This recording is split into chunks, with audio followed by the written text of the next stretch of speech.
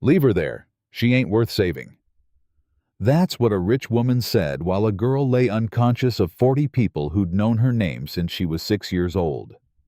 She'd worked 2 nights without sleep. Nobody moved. Some of them laughed. And one man knelt down in front of all of them, knowing it would cost him his father's name, his standing, and every friend he had. If you've ever been the person nobody came for, stay with me to the end and subscribe. And leave me the name of the city where you're listening. I want to see how far this story travels. Because what that rich woman didn't know was that she'd just said it in front of the one person who was going to make her regret it for the rest of her life. Virginia, the spring of 1816, and Caldwell Hall was lit up like a church on Christmas Eve. Every family worth naming in the county had come. The Holloways, the Pruitts, the Vances out of Richmond with their imported carriage. They had come for a charity auction money for the orphan asylum. They said though most of them couldn't have told you where the asylum stood or how many children slept in it. Amelia Whitmore stood at the back of the room holding a tray of teacups. She was 23 years old. Her dress was blue once. Now it was the color blue, gets after 4 years of lye soap and hard scrubbing a tired washed-out thing that had been let out at the seams twice and taken in once when she got thinner. She had not slept in 2 days. Nobody in that room knew it. Nobody in that room asked. 2 nights earlier, the Holloways' youngest little Thomas had come down with a fever that turned his lips gray. Margaret Holloway had stood in the doorway of the nursery with a handkerchief pressed to her nose and said, "Do something about him, Amelia. I cannot bear the sound." And then she had closed the door and gone to bed. Amelia sat with that boy for 41 hours. She stripped him down and sponged him with cool water every hour. She got willow bark tea down his throat, a spoonful at a time when he fought her. She held him upright against her shoulder when the coughing got so bad he couldn't draw breath lying flat, and she walked the length of that nursery floor with him until her legs shook. At 4 o'clock on the second morning, the fever broke.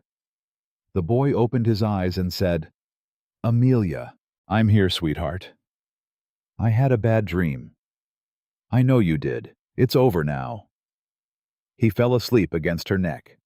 She sat down on the floor with him because she could no longer stand up, and she stayed there until the sun came through the window. At 7, Margaret Holloway opened the nursery door, looked at her son sleeping peacefully, and said, "Well, I'm glad that's finished.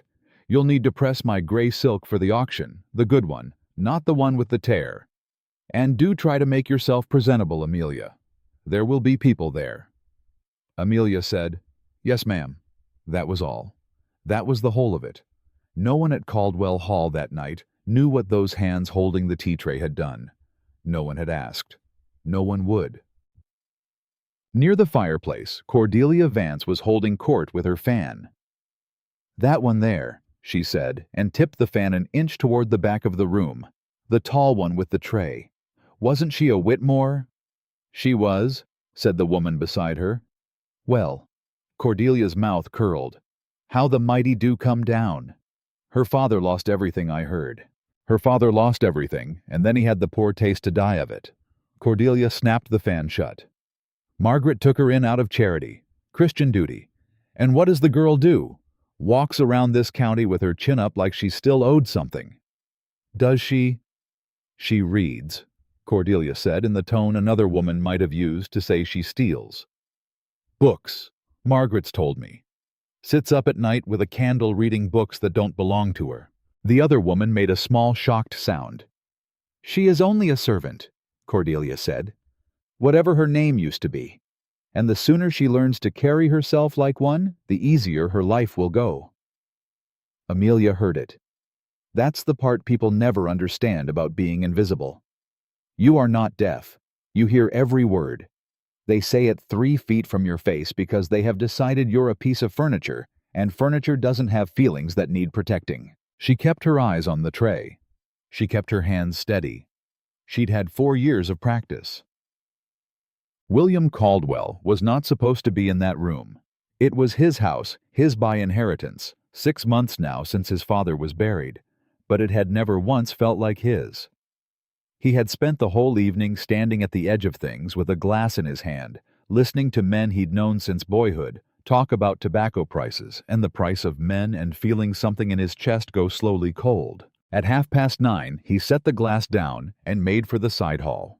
He was going to get his horse and go home to a house that was already his home, and he was going to stop pretending this was a life.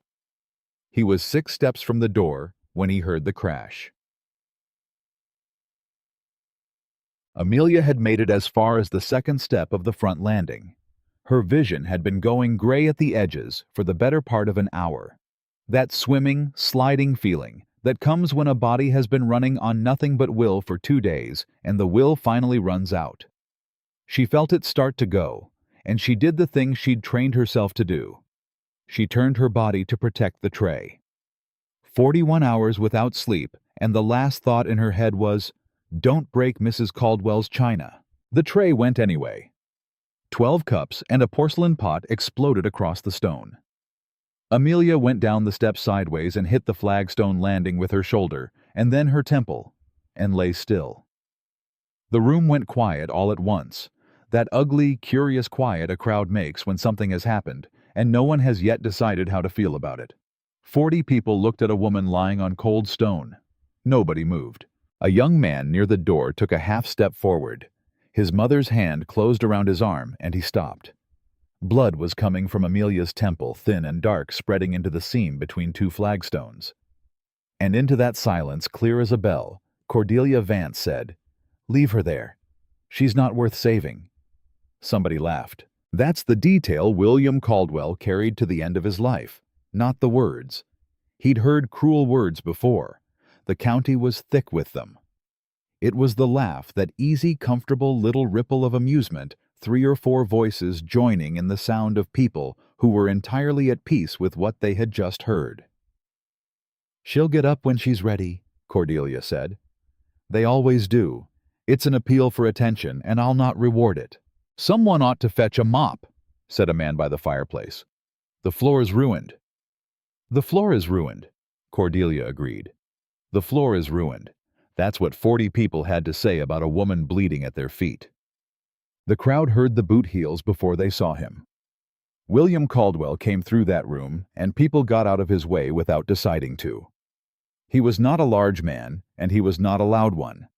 But there was something in the set of his shoulders that made a path open.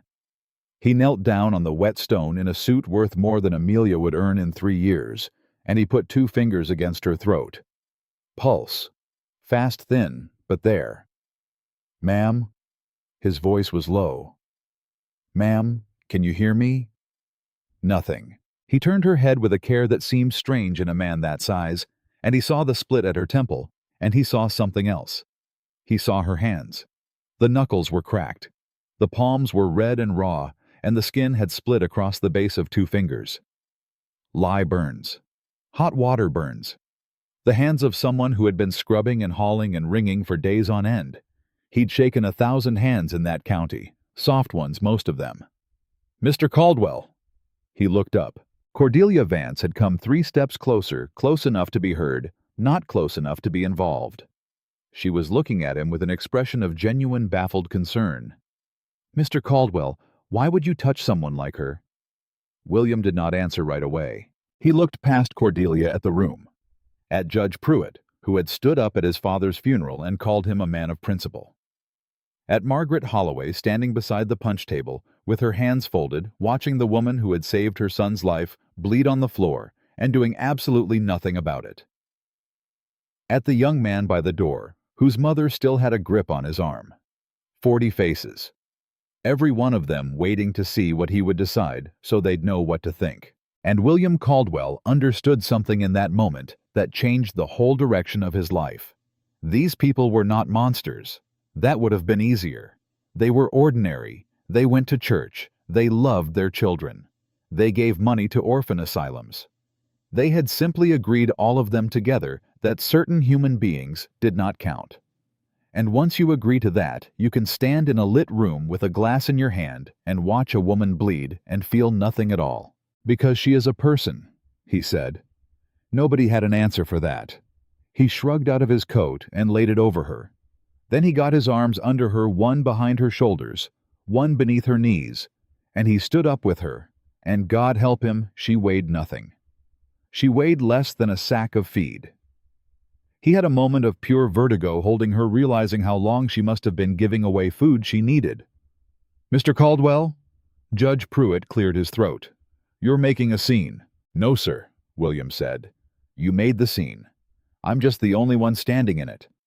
He carried her toward the study, and the crowd parted again, and behind him he heard Cordelia Vance say to nobody in particular, "Well, his father would be ashamed." William stopped. He turned around with Amelia in his arms, and he looked at that woman for a long moment. "My father," he said, "stood in this room for 30 years, and never once said a word when people talked the way you just talked, so maybe he would be.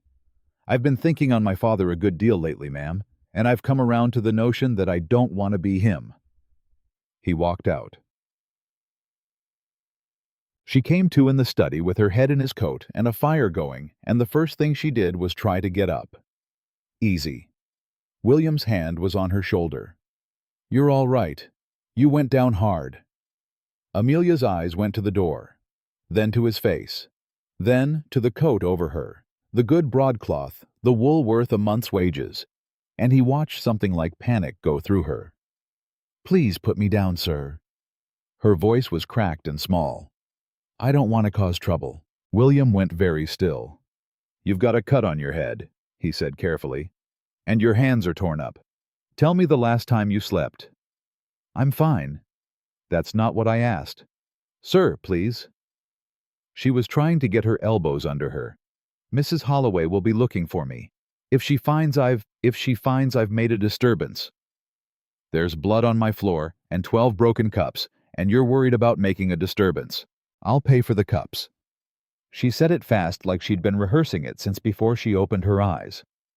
"It'll take time, but I'll pay for every one, I promise you. Just please don't tell her. Please don't." And her voice broke.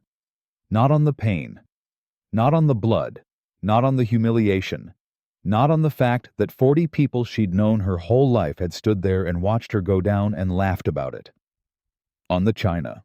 William Caldwell sat back on his heels and felt something in his chest come apart, because he understood it then all at once with a clarity that made him ill. This woman was not afraid of being hurt. Pain was ordinary to her. Pain was Tuesday.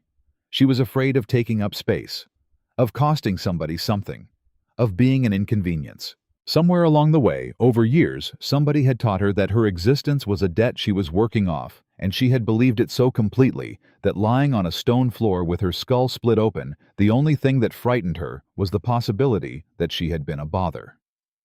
"Ma'am," he said. "What's your name?" "Amelia.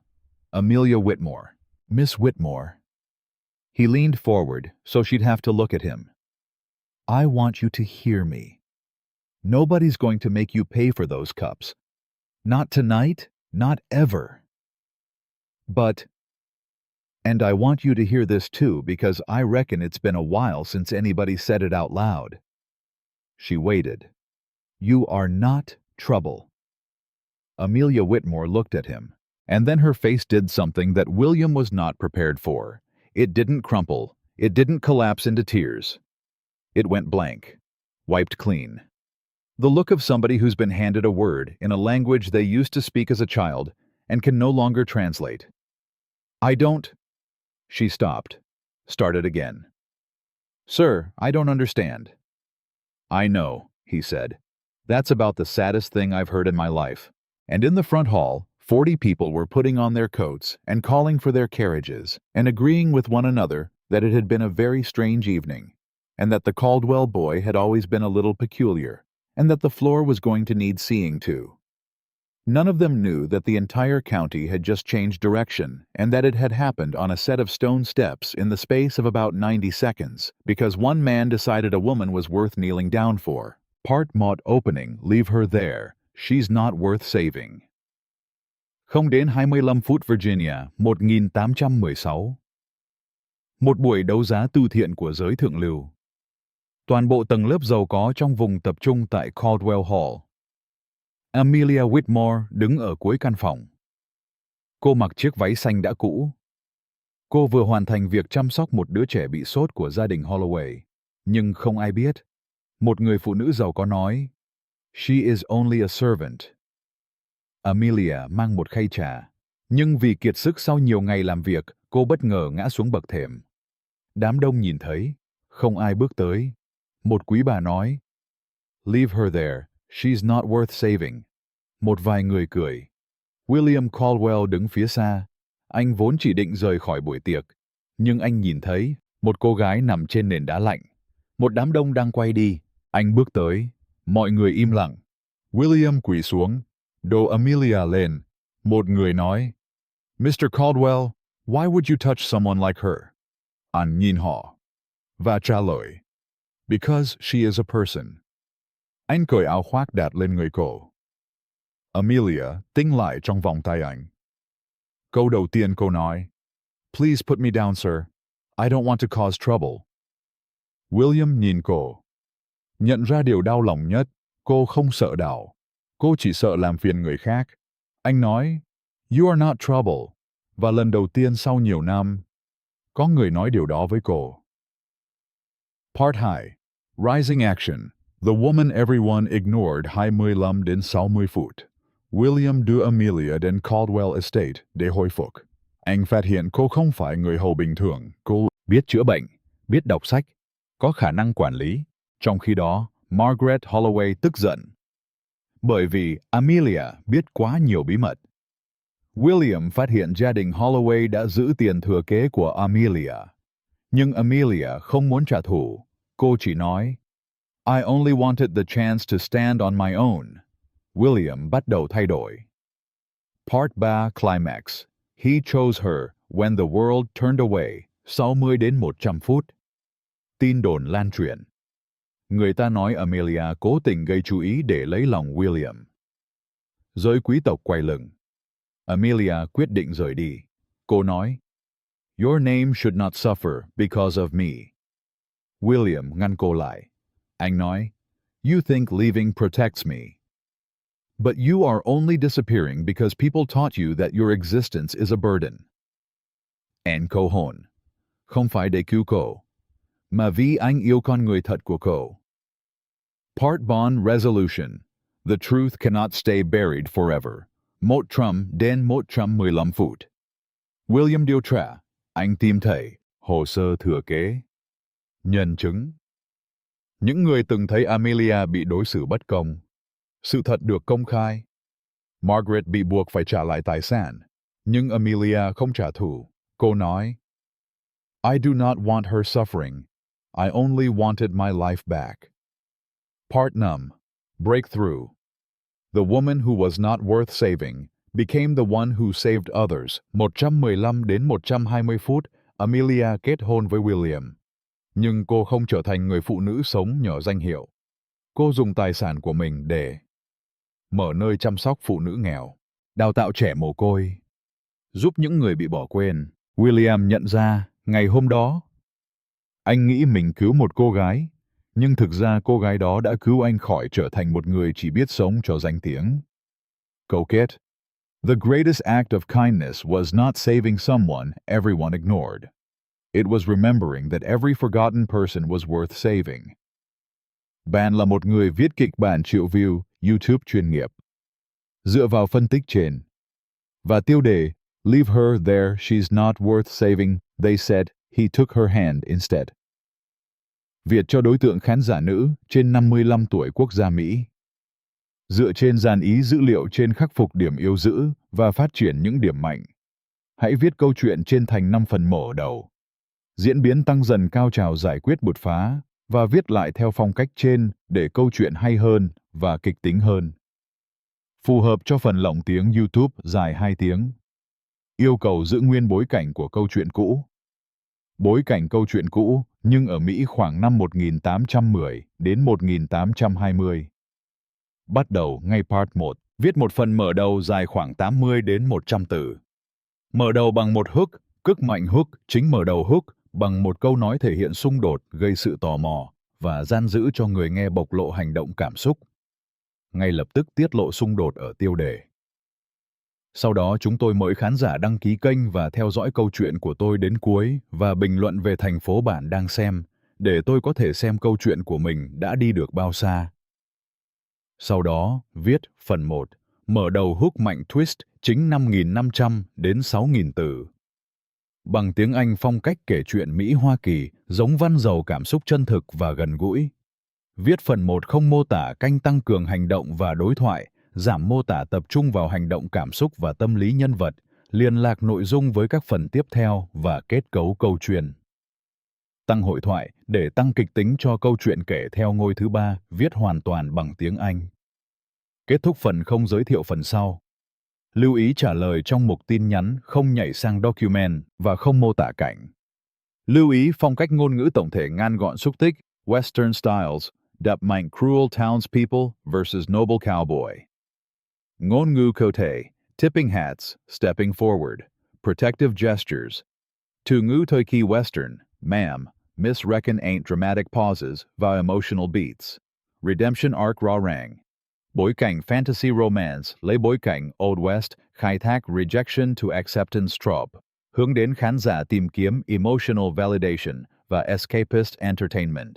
Nội dung kết hợp yếu tố lịch sử thực với lý tưởng hóa lãng mạn. Yêu cầu kèm theo ngôi thứ 3.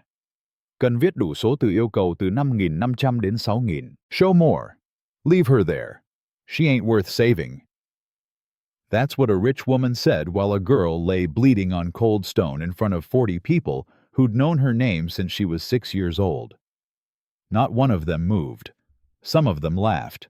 And the man who finally knelt down beside her wasn't even supposed to be in that room. If a story about kindness in a cruel world is something you need today, subscribe and stay with me to the end. And leave me the name of the city where you're listening. I want to see how far this story travels. Here's what happened at Caldwell Hall. Part 1. Virginia. The spring of 1816 and Caldwell Hall was lit up like a church on Christmas Eve. Every family worth naming in the county had come. The Holloways, the Pruitts, the Vances out of Richmond with their imported carriage and their imported opinions. They had come for a charity auction money for the orphan asylum. They said, though, most of them couldn't have told you where the asylum stood or how many children slept in it. Amelia Whitmore stood at the back of the room holding a tray of teacups. She was 23 years old. Her dress had been blue once. Now it was the color blue turns after 4 years of lye soap and hard scrubbing, a washed-out tired thing that had been let out at the seams twice and taken in once when she got thinner. She had not slept in 2 days. Nobody in that room knew it. Nobody in that room had asked. 2 nights earlier, the Holloway's youngest boy had come down with a fever that turned his lips gray. Thomas Holloway was 6 years old. Margaret Holloway had stood in the nursery doorway with a handkerchief pressed to her nose and said, "Do something about him, Amelia. I cannot bear the sound of that coughing." And then she had shut the door and gone to bed. Amelia sat with that boy for 41 hours. She stripped him down to his shift and sponged him with cool water every hour on the hour. She got willow bark tea into him, a spoonful at a time when he fought her and turned his face away. When the coughing got so bad he couldn't draw a breath lying flat, she held him upright against her shoulder and walked the length of that nursery floor with him back and forth until her legs shook and her arms went numb. Around midnight on the second night, he got scared. "Am I dying?" "No, sir." "Mama said—" He coughed. "Mama said I sound like a dying dog." Amelia's jaw tightened, and she was glad the room was dark. "You sound," she said, "like a boy with a bad chest who's going to be climbing that oak tree by Sunday. And when you are, I'll be standing at the bottom hollering at you to get down before you break your fool neck." He laughed. Then he coughed again harder, and she held him through it. At 4 o'clock on the second morning, the fever broke. He opened his eyes and looked up at her, and his voice came out clear for the first time in 2 days. "Amelia, I'm here, sweetheart. I had a bad dream. I know you did. It's over now." He fell asleep against her neck. She sat down on the floor with him because her legs would not hold her any longer, and she stayed there propped against the bed frame until the sun came through the window. At 7, Margaret Holloway opened the nursery door. She looked at her son sleeping peacefully. She looked at the woman on the floor, holding him gray-faced, hollow-eyed, still in yesterday's apron. And she said, "Well, I'm glad that's finished. You'll need to press my gray silk for the auction, the good one, not the one with the tear. And do try to make yourself presentable, Amelia. There will be people there." Amelia said, "Yes, ma'am." That was all. That was the whole of it. No one at Caldwell Hall that night knew what the hands holding that tea tray had done. No one had asked. No one ever would. By the fireplace, Cordelia Vance was holding court with her fan. "That one there?" she said, and tipped the fan an inch toward the back of the room. "The tall one with the tray. Wasn't she a Whitmore?" "She was," said the woman beside her. "Well." Cordelia's mouth curled. "How the mighty do come down." "Her father lost everything, I heard. Her father lost everything, and then he had the poor taste to die of it." Cordelia snapped the fan shut. Margaret took her in out of pure Christian charity, and what does the girl do with it? Walks this county with her chin up like she's still owed something. "Does she?" "She reads," Cordelia said, in the tone another woman might have used to say she steals. "Books, Margaret's told me. Sits up at night with a candle stub reading books that don't belong to her." The other woman made a small, shocked sound. "She is only a servant," Cordelia said. "Whatever her name used to be. And the sooner she learns to carry herself like one, the easier her life will go." Amelia heard every word. That's the part folks never understand about being invisible. You are not deaf. You hear all of it. They say it 3 feet from your face because they've decided you are a piece of furniture, and furniture doesn't have feelings that need protecting. She kept her eyes on the tray. She kept her hands steady. She'd had 4 years of practice.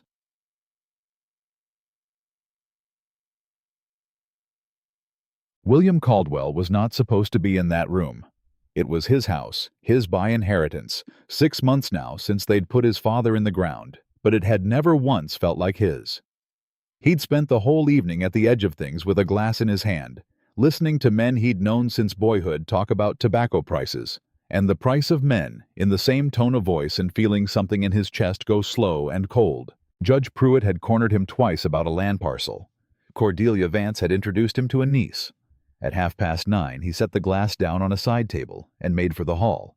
He was going to get his horse and ride home to a house that was already home, and he was going to quit pretending this was a life a man could live. He was 6 steps from the door when he heard the crash. Amelia had made it as far as the 2nd step of the front landing.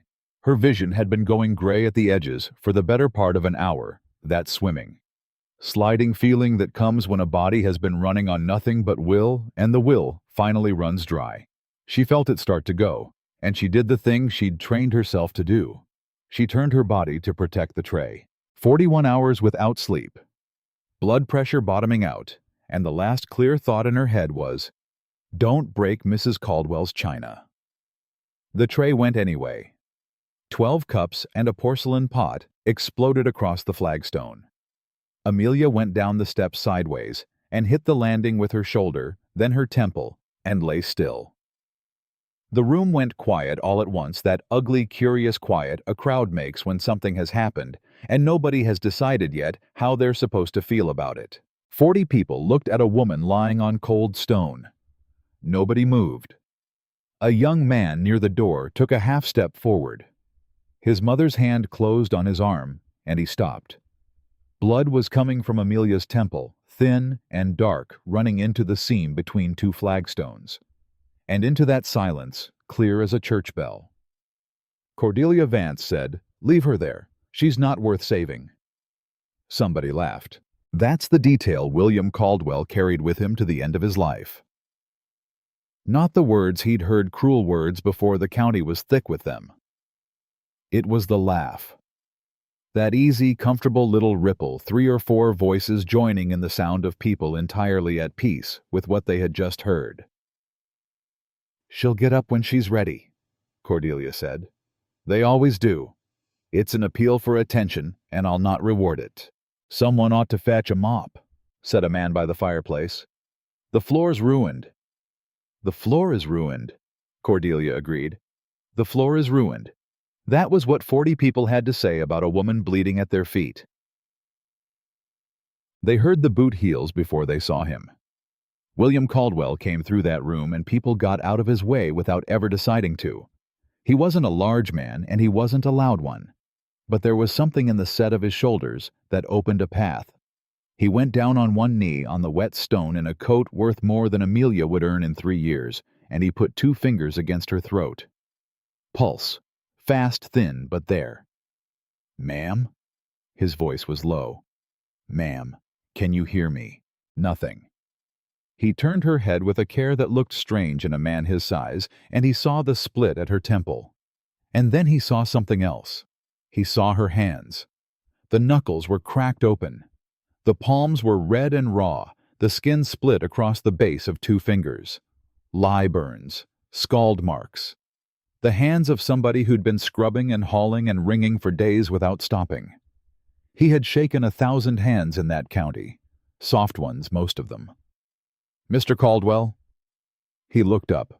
Cordelia Vance had come 3 steps nearer, close enough to be heard, not close enough to be involved.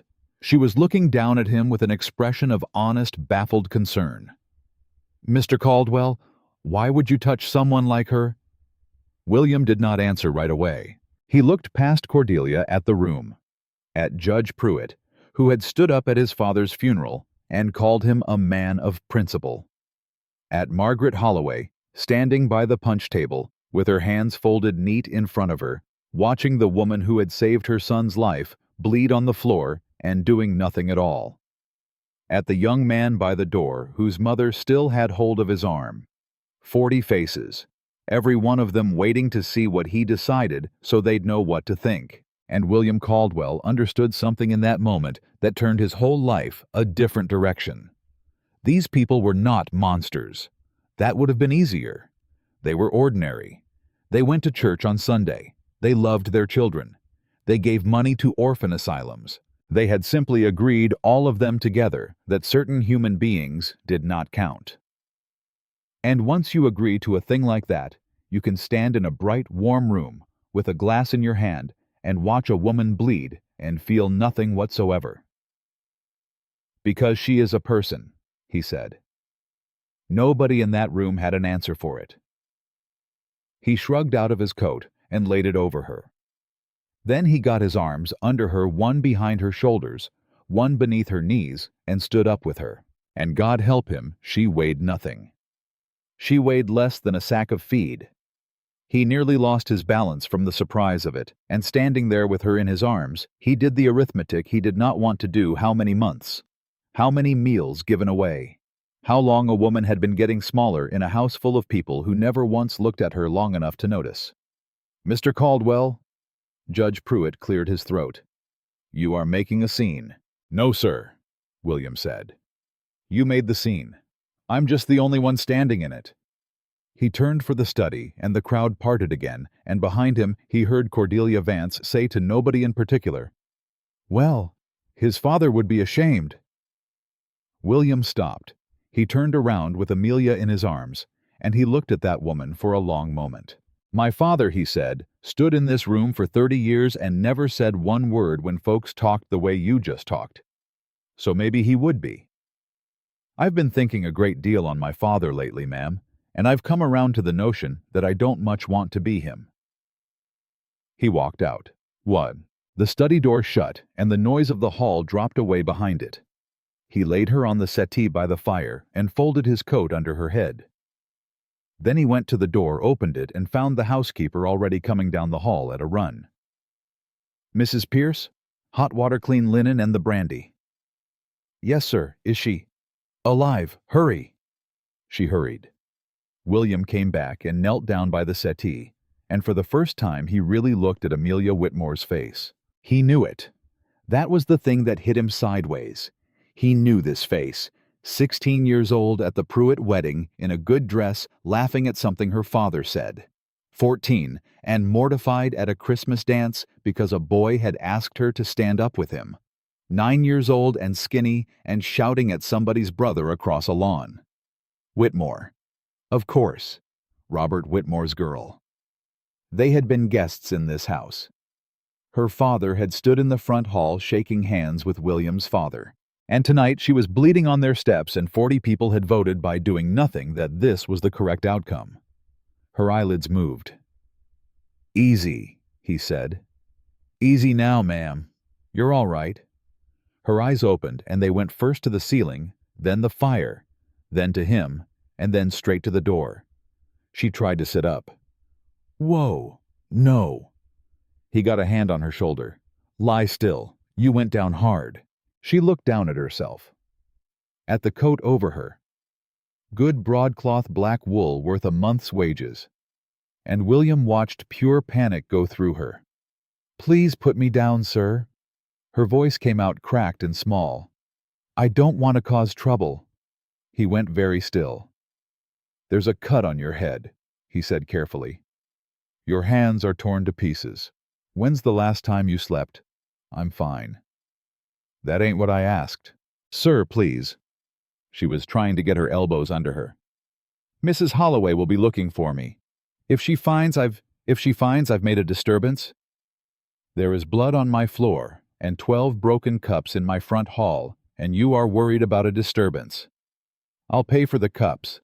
She said it fast, rehearsed, like she'd been putting the sentence together since before she opened her eyes. "It'll take time, but I'll pay for every one of them, I give you my word. Only please don't tell her I'll—" And her voice broke. Not on the pain, not on the blood, not on the humiliation, not on the fact that 40 people she had known her entire life had watched her go down and laughed about it. On the china. William Caldwell sat back on his heels and felt something in his chest come apart. Because he understood it then, all at once, with a clarity that made him feel sick. This woman was not afraid of being hurt. Pain was ordinary to her. Pain was Tuesday. She was afraid of costing somebody something, of taking up room, of being an inconvenience to people who had never once been inconvenienced on her behalf. Somewhere along the line over years, somebody had taught her that her own existence was a debt she was working off, and she had believed it so completely that lying on a stone floor with her head split open, the only thing that frightened her was the possibility that she had been a bother. "Ma'am," he said, "what's your name?" She hesitated. That hesitation told him plenty. "Amelia," she said. "Amelia Whitmore." "Miss Whitmore." He leaned forward so she'd have to look at him. "I need you to hear me on something." "Sir." "Nobody is going to make you pay for those cups. Not tonight. Not ever. They were mine to break, and I'm telling you they're forgiven. But, and I want you to hear this too because I reckon it's been a good while since anybody said it to you out loud." She waited. "You are not trouble." Amelia Whitmore looked at him, and her face did something William was not prepared for. It didn't crumple. She didn't weep. It went blank, wiped clean, the look of somebody handed a word in a language they spoke fluently as a child and can no longer translate.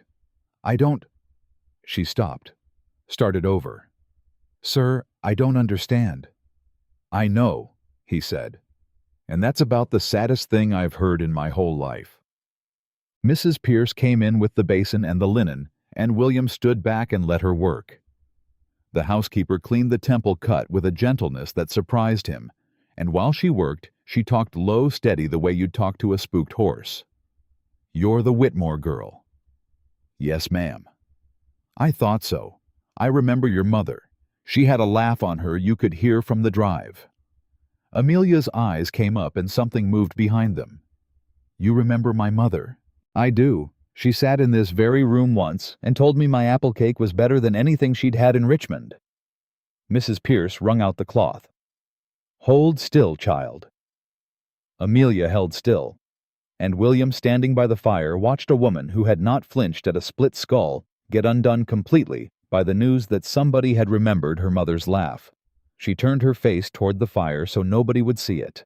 Mrs. Pierce didn't say a word about that, just went on working. "Your hands want seeing to as well." "They're all right." "They are not all right, and I've been keeping house 40 years, so let's have no argument." She took Amelia's hand and turned it over, and her mouth went thin. "Lord have mercy. What have they had you doing?" "The wash," Amelia said. "And the floors, and the boy's been sick." "Whose boy?" "Mrs. Holloway's youngest. Thomas." Mrs. Pierce looked up. "The one with the fever.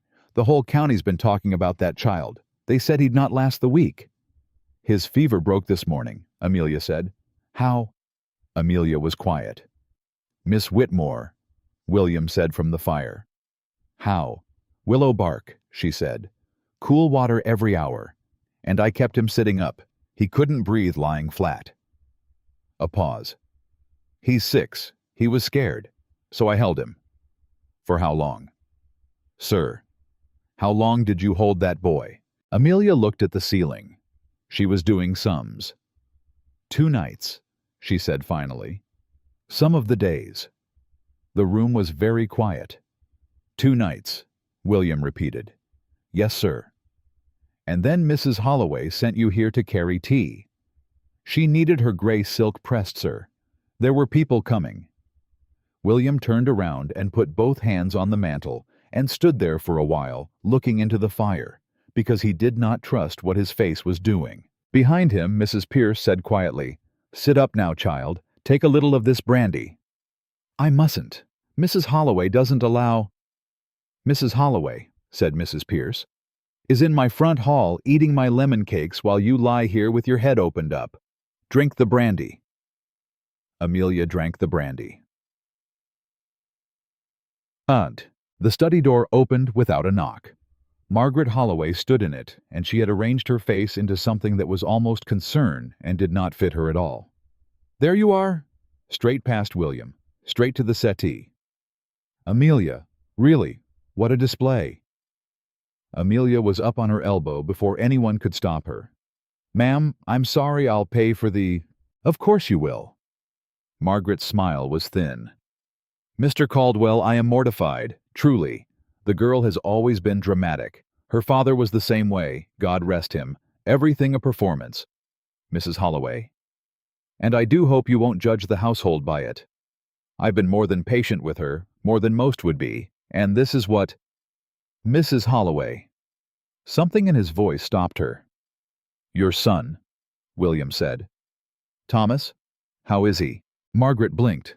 "He's quite recovered, thank you. The fever broke yesterday morning. We were very fortunate." "Fortunate," William said. "Providence, I should say." "Providence." He nodded slowly. "That how you'd tell it. Providence walked that boy up and down the nursery for 2 nights so he could breathe." Margaret's face changed, just slightly, around the eyes. "I'm sure I don't take your meaning." "I think you do. Mr. Caldwell." She drew herself up. "I don't know what she's told you." "She's told me almost nothing. That's the trouble." He stepped away from the mantel. "She's told me she's sorry about 12 teacups. She's apologized to me 4 times in 10 minutes for bleeding in my own house. What she has not done, ma'am, is say one single word against you, and I've been sitting here waiting for it." The room was silent.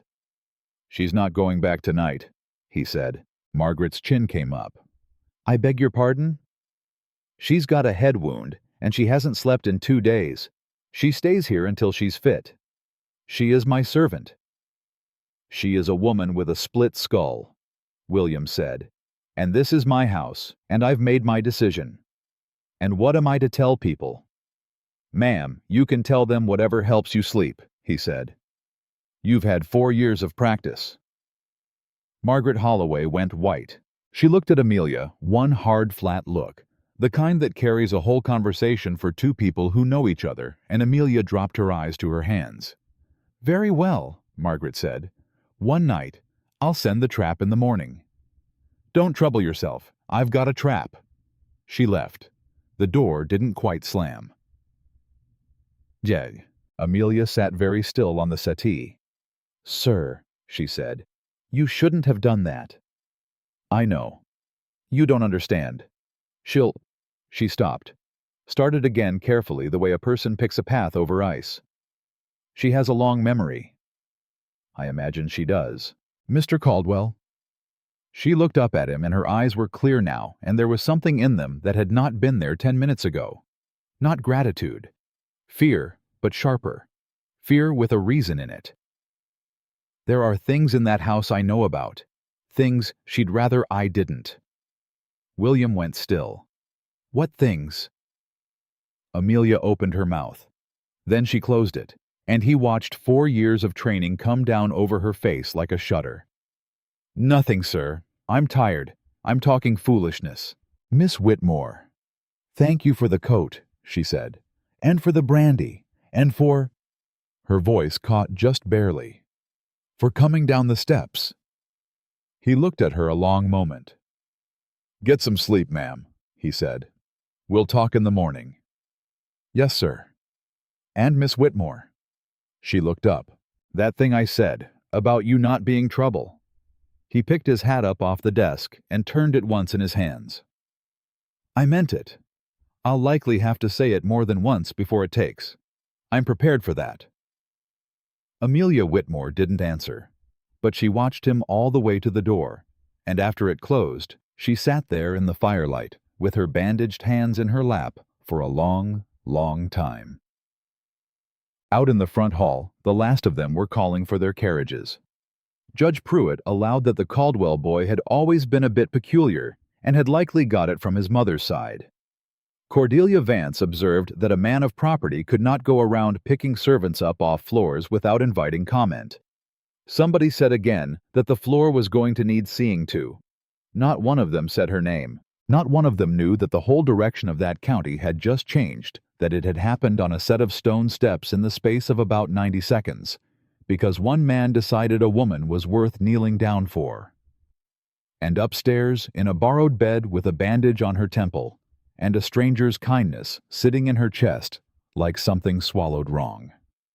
Amelia Whitmore lay awake until dawn, not from the pain, from trying and failing to work out what a person is supposed to do when somebody tells them they are not a burden, and part of them, some small stubborn part that 4 years had not managed to kill, wants to believe it. She woke at 4:30 out of pure habit, and the first thing she did was try to get up and light a fire that wasn't hers to light. Mrs. Pierce caught her at the door. And where do you think you're going? The kitchen, ma'am. The stoves want lighting. Child, it's 4 in the morning. Yes, ma'am. That's when they want lighting. Mrs. Pierce put her hand flat on the door and shut it. Not in this house they don't. Not by you. Go back to bed. Amelia stood there in a borrowed nightdress with a bandage on her head and looked at that closed door like it was a problem she couldn't solve. I don't know how to do that, she said. Do what? Lie in a bed while somebody else lights a stove.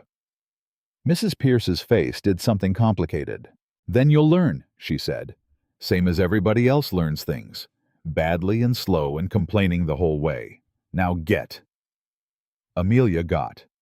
She lay in that bed for 2 more hours with her eyes open and her hands folded on her chest, like a woman laid out for burial, listening to a house wake up without her in it. And she could not have told you whether what she felt was rest or something closer to grief. At 7, William Caldwell knocked. Miss Whitmore, are you decent? Yes, sir. He opened the door and stayed in the hall, hat in his hands, which she noticed and did not know what to do with. How's the head? Fine. Miss Whitmore. It aches, she admitted. There. Was that so hard? Yes, sir, considerably. Something almost like a laugh went across his face, and then it was gone, and he turned the hat once in his hands the way he had the night before. I've had a letter this morning, he said, from Mrs. Holloway. Amelia went very still. She'd like you back by noon. Yes, sir, of course. She also mentioned, William said, and I'm reading it exact, that you have a history of inventing grievances, and that I ought not to credit anything you tell me about her household. The silence went on a beat too long. She wrote that before 8 in the morning, he said. Woman must have been up since dawn. Now what I want to know, Miss Whitmore, is what a person's got to be scared of to sit down at 5 o'clock in the morning and write a letter like that about a woman with a hole in her head who ain't said one word against her." Amelia looked at her hands. "You'd best send me back, sir." "That ain't an answer. It's the only one I've got." He stood in that doorway a good long while.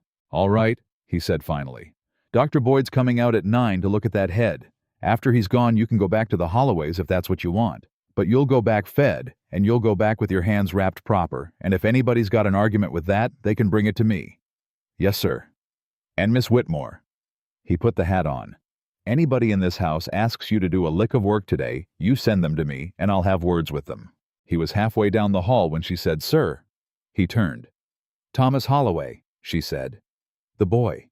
Somebody's got to keep him sitting up at night for another few days, or the cough comes back into his chest. Mrs. Holloway won't do it. The other girl's 14 and she falls asleep." William looked at her. "You've got a hole in your head," he said, "and the thing keeping you awake is whether a 6-year-old is propped upright." "He's sick, sir." "I heard you." "Somebody's got to—" "Yes, ma'am," William said. "I heard you." And he went down the stairs looking like a man who'd been hit in the ribs. Dr. Boyd came at 9, and that was the first crack in it. He was 70 years old, deaf in his left ear, and he had delivered half the county. He looked at the temple cut and grunted, and then he looked at her hands and stopped grunting. "Who wrapped these?" "I did," Amelia said. "With what?" "Comfrey and a little honey under the linen." Boyd sat back. "Honey. It keeps the linen from pulling the scab off when you change it, sir, and it doesn't sour." "Who taught you that?" "Nobody taught me. I read it." "Where?" "Buchan," she said. "Domestic medicine. And there's a French book, Larry, on field surgery. I only had it a fortnight. It belonged to a man who came through, but he wrote about honey on burns, and I tried it, and it works." Dr. Boyd looked over at William, and then back at her. "You read French?" "Badly, sir." "She read Larry," Boyd said to William in the tone of a man reporting a two-headed calf. "In French. Badly." "I'm getting that impression," William said. "The Holloway boy," Boyd said, turning back. "I gave that child up on Tuesday. I told Margaret Holloway to send for the minister." "What did you do?" "Willow bark, cool water, kept him upright." "How often the water?" "Every hour." "Through the night?" "Yes, sir." "Both nights?" "Yes, sir." Boyd sat there a moment. Then he took his spectacles off and cleaned them on his sleeve, which William would later learn was what that old man did, instead of showing his feelings. "I have had," Boyd said, "4 apprentices in 40 years. 3 of them were fools, and the 4th drank. Miss Whitmore, when did you sleep last?" "Wednesday, sir. Some. It's Saturday." "Yes, sir." Boyd put his spectacles back on. "Caldwell," he said, "if you send this woman back to that house today, I'll not speak to you again, and I've known you since you were in short pants." Amelia said quickly, "Sir, it's not Mrs. Holloway has been very—" "Child," Boyd said, "I have been going in and out of the Holloway house for 11 years. You needn't tell me one thing about Margaret Holloway. I know exactly what she is." And Amelia Whitmore, who had not cried when she hit the flagstone, had to turn her face to the window. She stayed. Not because she agreed to.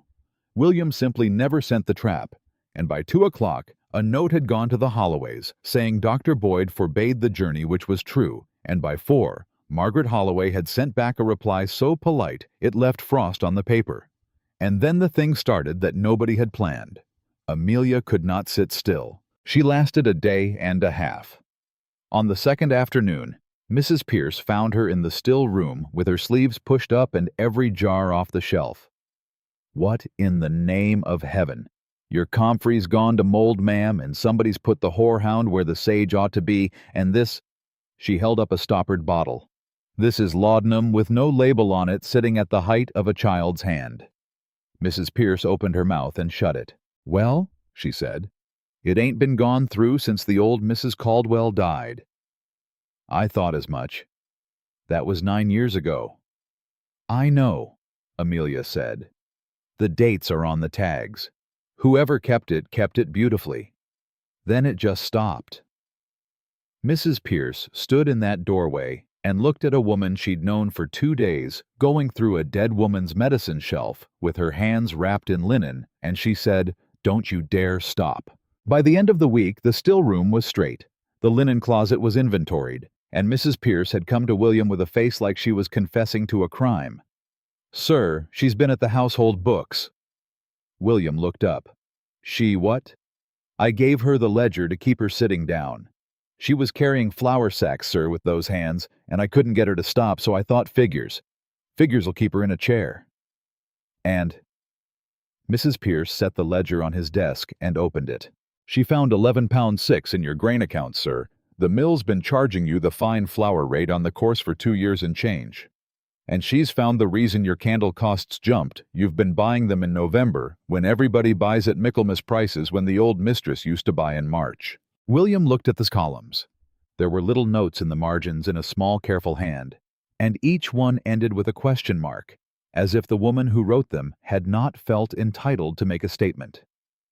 "Did she say anything about it?" "Sir."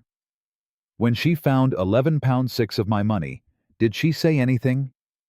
Mrs. Pierce hesitated. "She apologized," she said. William put his hand over his eyes. "She said she hoped she hadn't overstepped." Mrs. Pierce went on, and she'd put it all back the way it was if you'd rather, and she was sorry for the marks in the margin. She'd rubbed them out. "Where is she?" "Kitchen garden. She's got 2 of the girls out there, and she's teaching them what whorehound looks like." He found her on her knees in the dirt with a 9-year-old on either side of her, and he stood at the gate a while before he said anything. "You're supposed to be resting." "I am resting, sir." "You're on the ground." "That's the restingest thing there is." One of the little girls giggled and then clapped both hands over her mouth, terrified. Amelia said without looking around, "It's all right, Sarah. Mr. Caldwell's got a sense of humor. He just keeps it somewhere else." William found he was smiling and had no memory of deciding to. "Miss Whitmore, a word." She got up, and he watched her wipe her palms on her apron and square her shoulders and get her face ready, and he realized she was bracing. Every single time. Every time anybody said a word, she got ready to be told what she'd done wrong. "You found £11, he said. "6, she said. "Sir, I'm sorry, I shouldn't have—" "Stop." She stopped. "I want you to try something," he said. "I want you to say it back to me, without the apology on the front of it. Sir, say I found £11.6 of your money. Just that." She stared at him. "I can't." "You can. It's 4 words longer than I'm sorry." "Mr. Caldwell." "Humor me, ma'am. It's my £11. Amelia Whitmore stood in a kitchen garden with dirt on her knees, and her mouth opened and closed twice. "I found," she said, £11.6 of your money." And then her eyes went bright, and she looked hard at the bean poles until it passed. "There," William said quietly. "That wasn't so bad?" "It was awful." "I know. Do it again tomorrow." That was the week the county started talking. It started with Dr. Boyd, who had no discretion at all and was proud of it. It went through Mrs. Pierce's sister, who kept house for the Pruitts. By Sunday, it was in the church porch, and by the following Wednesday, there were 2 versions of it, and neither one was kind. The first version said the Whitmore girl had gone to work on William Caldwell. The second said William Caldwell had gone to work on the Whitmore girl. Cordelia Vance preferred the first on the grounds that it was more entertaining, and she said so at a tea where 11 women heard her. She fell at his house, Cordelia said, on his steps, in front of his guests. And a man like that has a conscience well. A girl with nothing left to sell will sell a fainting fit. Cordelia: "I'm only saying what everyone is thinking." And what nobody at that tea said, because nobody at that tea knew, was that Margaret Holloway had spent that same week going through her late husband's desk with a candle after the household was asleep. The first real crack came on a Tuesday, and it came from a 14-year-old girl. Her name was Bess, and she was the other Holloway servant, and she walked 4 miles to Caldwell Hall in the rain and stood at the kitchen door, refusing to come in. "I gotta talk to Miss Amelia." "Come inside, child, you're soaked." I gotta talk to Miss Amelia, and then I got to go back, or she'll know I've gone." Amelia came, and the girl grabbed both her hands and started crying. "Thomas is coughing again." "Sitting up or lying down?" "Lying down. She won't have him propped. She says it's coddling. She says you spoiled him." "Bess, listen to me. Listen." Amelia crouched down to get level with her.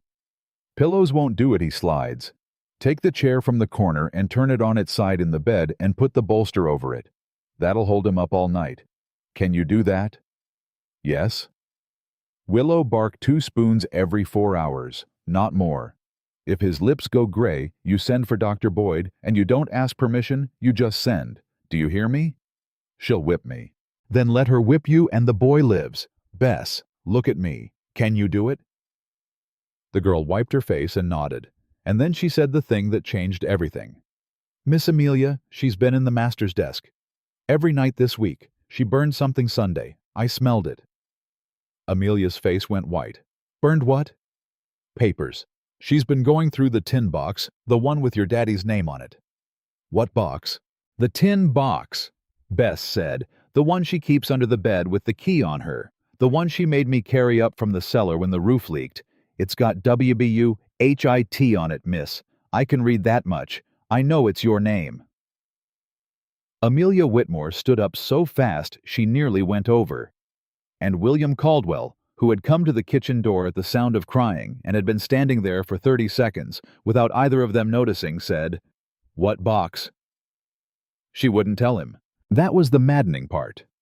She sent Bess home with dry stockings and a covered basket and stood in that kitchen with her arms crossed and would not say a word. "Miss Whitmore, it's nothing. A child walked 4 miles in the rain to tell you a woman is burning papers with your name on them. It's nothing that concerns you, sir. It concerns me some." "Why?" She turned on him, and it was the first time he'd seen anything like heat in her. "Why does it concern you? Because you picked me up off a floor? That's 1 minute of your life, Mr. Caldwell. 1 minute. It doesn't buy you the rest of mine." The kitchen went dead quiet. Mrs. Pierce found something to do in the pantry. "No, ma'am," William said. "It doesn't." "Then let it be." "I can't." "Why not?" "Because I've spent 6 months trying to work out what kind of man I am," he said. "And it turns out the answer's the kind that stands in a room while things happen. My father was that. Judge Pruitt's that. 40 people at that auction were that. And I got 1 minute, you're right. 1 minute where I wasn't. And it's the only minute of my whole life I'm not ashamed of." Amelia stared at him. "So no, ma'am," he said. "I can't let it be. Not because you owe me. Because I don't want to go back to being what I was on the 15th of March, and that box is a door I'd have to walk past." She sat down slowly on the kitchen bench. "My father died in 1812, she said. "I know. He didn't die poor." William didn't move. "That's what everyone says," she went on. "That he lost it all and died of the shame of it. And there's a version of that which is true. He lost a great deal, the ships and the warehouse and near everything in Norfolk. But he didn't lose the land. He couldn't. It was entailed on my mother's side. It wasn't his to lose." "How much land?" 400 acres, bottom land along the creek." 400. William stopped. "Whose is it now?" "Mine," Amelia said. "It's mine. It's been mine since I was 19 years old." She said it flat, without any triumph in it at all, the way a person states the weather. "I was 19, and there was nobody left. My mother was gone, and my father was gone.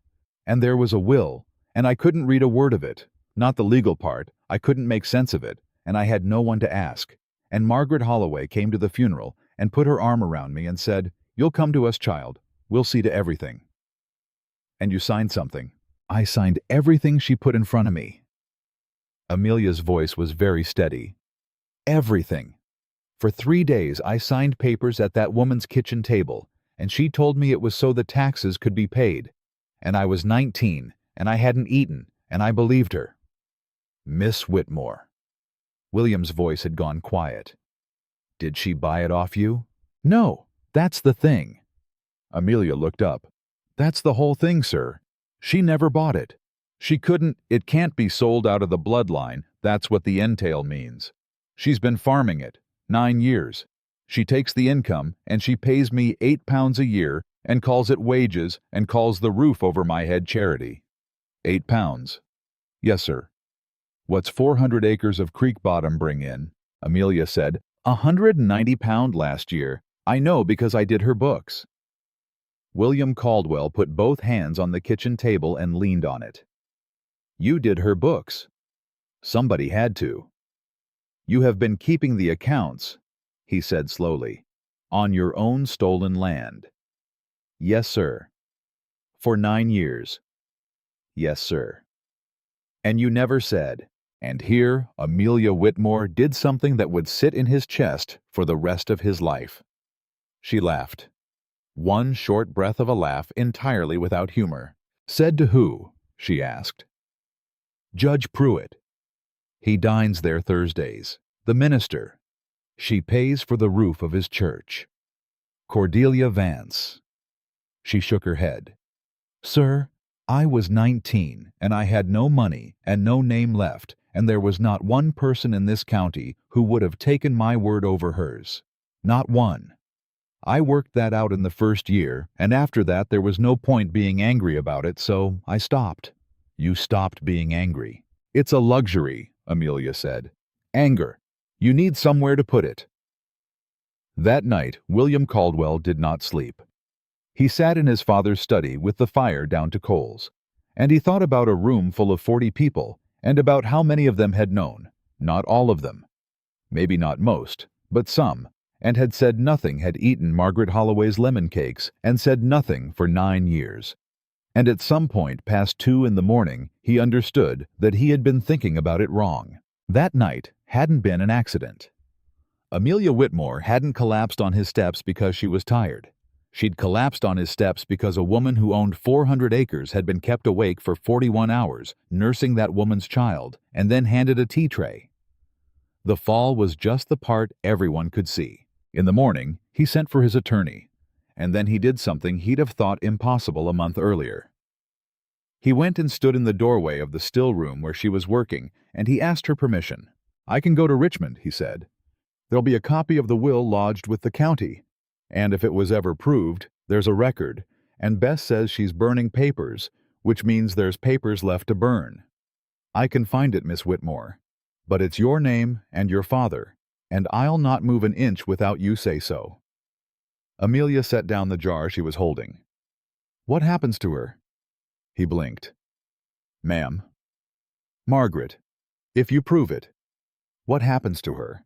Restitution, 9 years of income and costs. Likely her house, I don't imagine she's got it lying about. He paused. There's some would push for a charge. Fraud on an infant heir. She'd not do well in front of a jury. And her children. William stopped. Thomas is 6, Amelia said. Grace is 11. If you take that house, they've got nowhere. Miss Whitmore, that woman has robbed you blind for 9 years. I know exactly what she's done, Amelia said, and there was steel in it he hadn't heard before. I've done the arithmetic on it every year with her ledger in my own hands. I know it to the shilling, Mr. Caldwell. Don't tell me what she's done. Then why in God's name? Because I sat up 2 nights with that boy. Her voice cracked straight down the middle. And he called me Amelia, and he was frightened, and he held on to my apron. And I will not. She stopped, got her breath. I don't want her ruined, she said. I want what's mine. Those are 2 different things, and everybody keeps telling me they're the same. William was quiet a long moment. Then say it plain, he said. Say what you want. Not what you'll settle for. What you want. Amelia Whitmore looked at the shelf of jars she'd spent a week putting right. I want, she said, the chance to stand on my own. That's all. I've never wanted anything else. Not a fine house, not to be received, not to see that woman brought low, just to wake up in the morning and have the day belong to me. She wiped her face with the back of her wrist. 9 years I've woken up owing somebody. I'd like to know what the other thing feels like. William Caldwell stood in that doorway, and understood that he had fallen in love with her and that it was going to be a serious inconvenience to absolutely everyone. "All right," he said. "Then that's what we'll get." "Sir." "Ma'am, I'm going to Richmond Thursday." He put his hat on. "And you're going to eat 3 meals a day while I'm gone, or Mrs. Pierce will write and tell me, and I'll come back and be tiresome about it." He got as far as the hall before she said, "Mr. Caldwell." He turned. "When you go through those records," Amelia said, "there'll be a second name on the papers, not just hers." "Whose?" "I don't know, but somebody had to swear I was of age when I signed, and I wasn't. I was 19, and my father'd been dead 11 days. Somebody witnessed those papers, somebody with a seal." William Caldwell stood very still in his own front hall. "A magistrate," he said. "Or a judge," said Amelia, and neither of them said the name out loud, because in that county in that year there was only one man it could have been, and he dined at the Holloway House on Thursdays. Show more.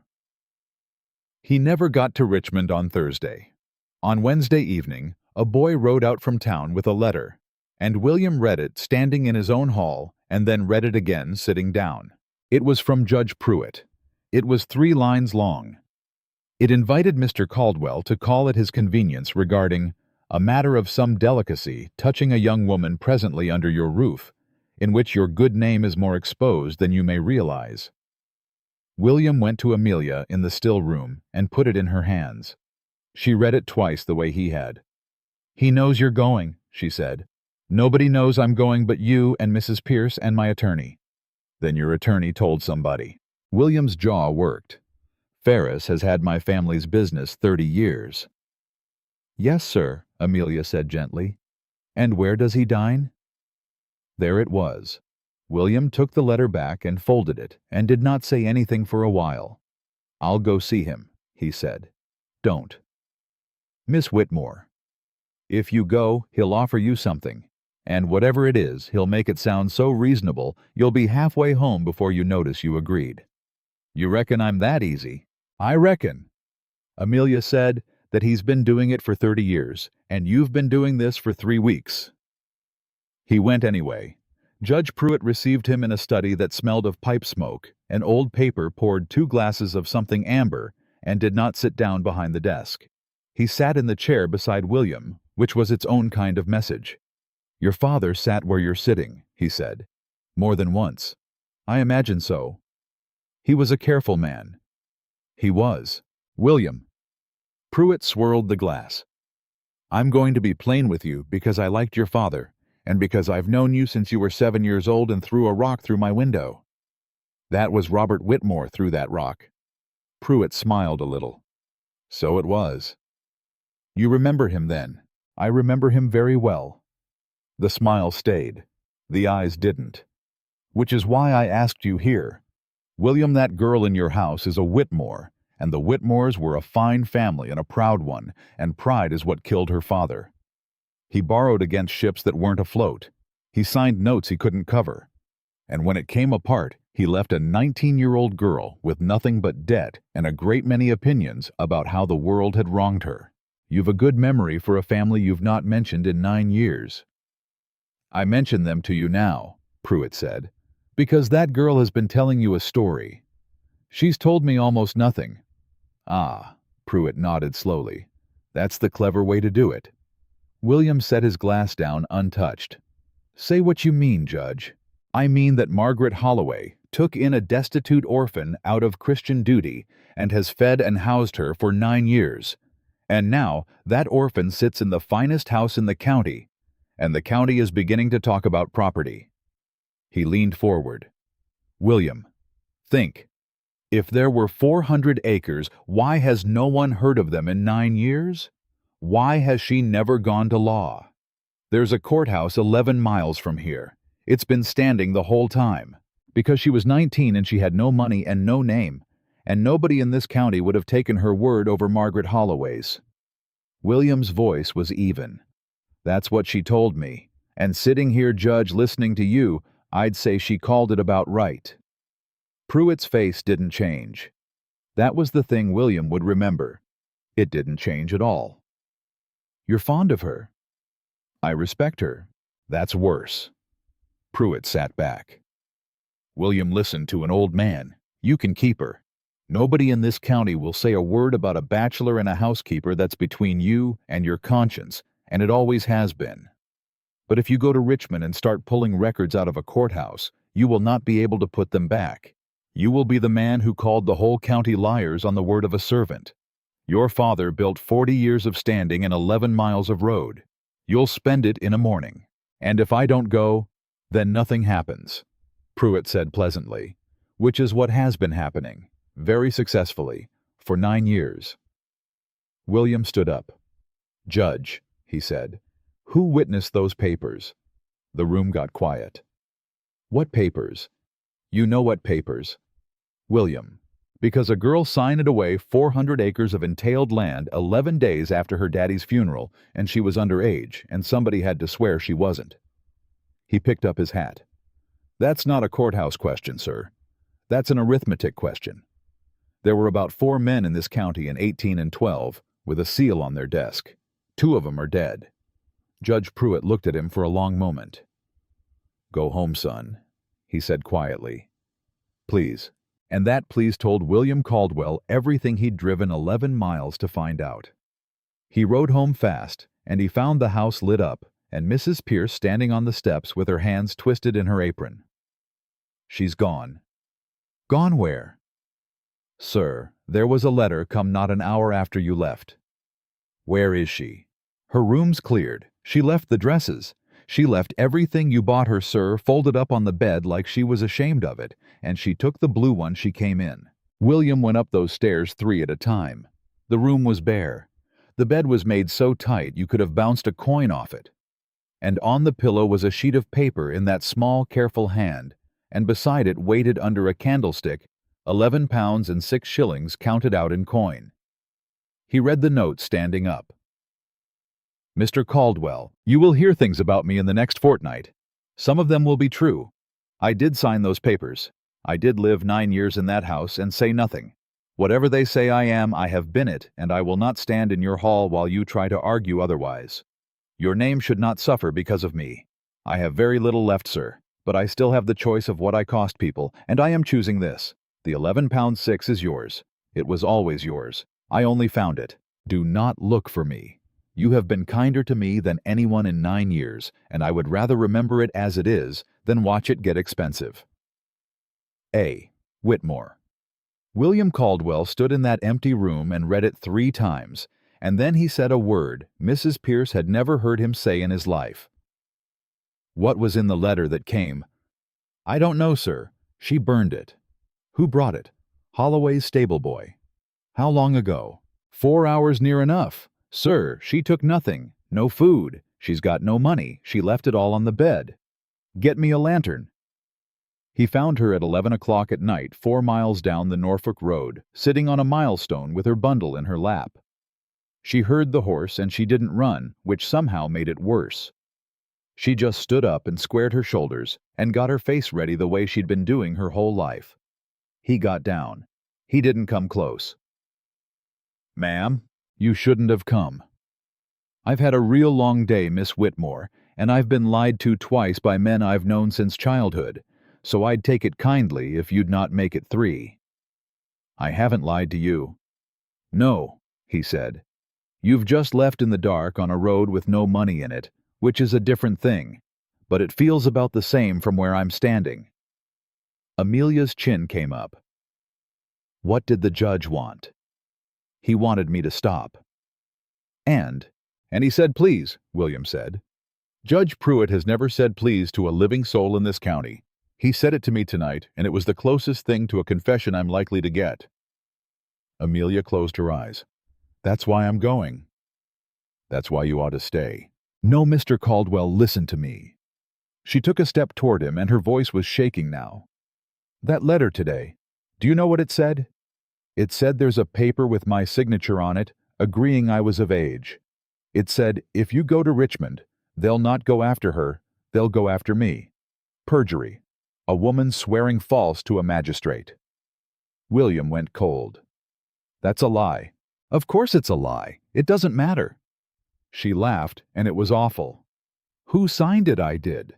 Whose hand is on the paper? Mine. And who's going to stand in front of a jury and say the judge who sealed it was in it? You, on the word of a servant. Amelia. They'd hang me, or they'd put me somewhere worse, and it would take them about a morning, and they'd all go home to supper afterward.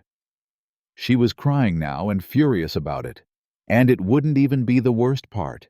The worst part is they'd take you with me. You'd be the fool who wrecked his father's name over a scheming girl, and every single person in that room on the 15th of March would get to be right. Let them be right. You don't mean that. I mean it more than I've meant anything.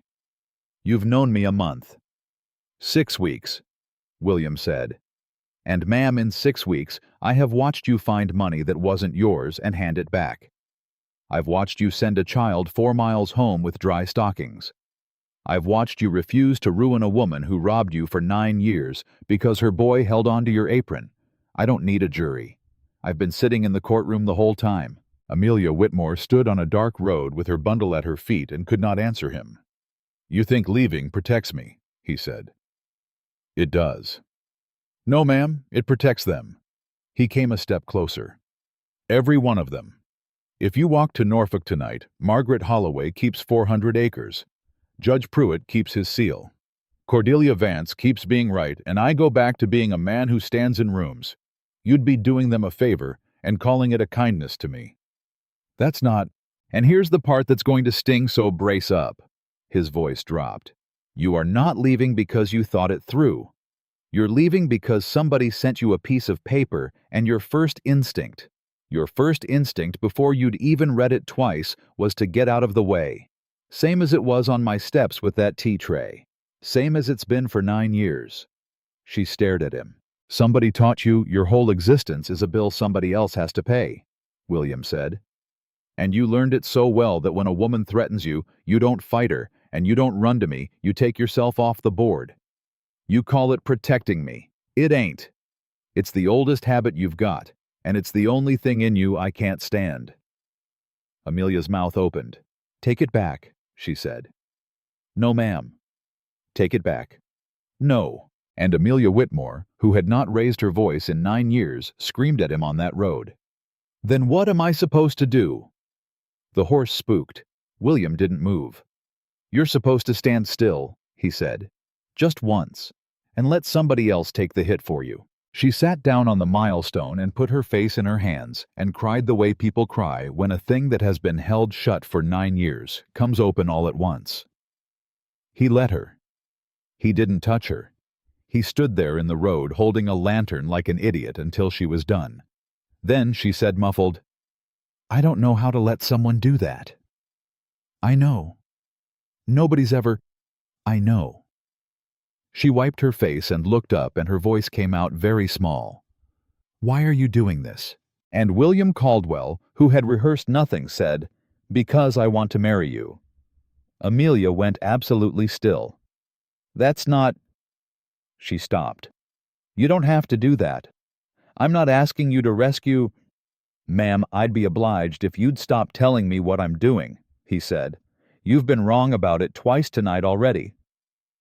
Mr. Caldwell, I'm not marrying you to save you. If you wanted saving, you'd have taken the dresses. He crouched down so they were level the way she'd crouched for Bess in the rain. I'm asking because I have never in my life met anybody who was good when there was nothing in it for them. Not once. Not in that whole county. And I've spent 6 weeks watching you do it, and I have got no intention of going back to living among people who ain't you. Amelia looked at him, and her whole face was undone. They'll destroy you. They'll try. You'll lose everything your father built. Ma'am. William said, My father built 40 years of standing and 11 miles of road, and he spent it standing in rooms while people got hurt. I'd sooner have 400 acres of creek bottom and a wife who can read Larry. Badly. And Amelia Whitmore laughed a real one, wet and broken and startled out of her. I'm not saying yes, she said. All right. I'm not saying no either. That's the first greedy thing you've ever done, William said. I'm proud of you. Don't, she said and covered her face again. Don't be kind to me right now, I can't hold it. Then don't hold it, he said. Get on the horse. She got on the horse. The county found out inside 4 days, and the county lost its mind. Cordelia Vance heard it from her cook and had to be helped to a chair which she enjoyed enormously. By Sunday, there were 3 families who let it be known they would not be dining at Caldwell Hall. By the following Friday, William's attorney Ferris returned his retainer with a letter regretting that his practice could no longer accommodate the Caldwell business. William read that one at the breakfast table and laughed out loud. "He's terrified. He's a coward," Amelia said. "He's terrified because he's a coward, which means he knows something worth being terrified about." William folded it. "Ma'am, 3 weeks ago they were saying you were a schemer. Now they're firing my lawyers. That's not gossip anymore. That's men moving furniture. Then the mill wouldn't take his grain. Then the smith wouldn't shoe his horses. Then on a Tuesday, 2 of the girls from the kitchen gave notice crying, and one of them, Sarah, 9 years old, who had learned what whorehound looked like, hung onto Amelia's skirt in the passage and had to be pulled off. That was the one that nearly did it. Amelia stood in the passage afterward with her hands shaking. "Say it," William said. "Say what?" "Whatever you've been chewing on for 4 days." "I'm costing you your household, sir." "Nope," he said. "Try again. That's the old one. What's the new one?" Amelia looked at him and something in her broke loose. "The new one is, I'm angry," she said. There she is. "I am so angry I can't breathe." Her voice went low and shook. 9 years, Mr. Caldwell. I carried that woman's ledger. I nursed her children. I have been polite. And the moment somebody stands next to me, they start pulling a 9-year-old girl off my skirt to make a point. She was crying, and she didn't stop talking through it. I want it back. All of it. I want my father's name out of their mouths, and I want my land, and I want to stand in a room and have not one single person in it decide whether I'm allowed to be there. William Caldwell watched her, and there was something like joy on his face. "Good," he said. "Now we can work." Because here is what the county had not accounted for. They had spent 6 weeks squeezing a man they thought was soft, and every squeeze had done exactly one thing: it had taught Amelia Whitmore to want something. And on the Thursday of that week, the front bell rang, and Mrs. Pierce came in with a face like she'd seen the dead walk. "Sir, Dr. Boyd's at the door, and he's not alone." Boyd came in shaking rain off his hat, and behind him came a woman of about 60 in a plain gray dress that Amelia recognized before she recognized the face. And then she did recognize the face, and she made a sound like she'd been hit. "Mrs. Ellery." "Hello, Amelia," said the woman. "You've got very thin." Boyd looked at William. "This is Hannah Ellery. She kept house for Robert Whitmore for 11 years. She was in the room when that girl signed those papers, and she has been living in Petersburg since 1812 because Margaret Holloway paid her £9 to go and stay gone." The room did not make a sound. "I've been 13 years ashamed," Hannah Ellery said. "And then Dr. Boyd wrote me a letter saying that girl had got a hole in her head carrying a tea tray." She looked at Amelia. "Child, I watched them do it," she said. "I stood in your father's own kitchen and watched them put that paper in front of you, and I did not open my mouth. And there was a man there with a seal and a red box." William's voice came out rough. "Ma'am, do you know his name?" Hannah Ellery took off her bonnet. "Course I know his name," she said. "He'd been dining in that house every Thursday for 11 years. "Say it out loud," William said. "Say the name." "Henry Pruitt," said Hannah Ellery. "Judge Henry Pruitt. He had the red box on his knee, and he put his seal on it, and he said to Mrs. Holloway, 'That'll hold.'" Dr. Boyd sat down heavily like a man whose legs had been waiting for permission. "That'll hold," William repeated. His exact words. "I've had them in my head 13 years." Amelia had not moved.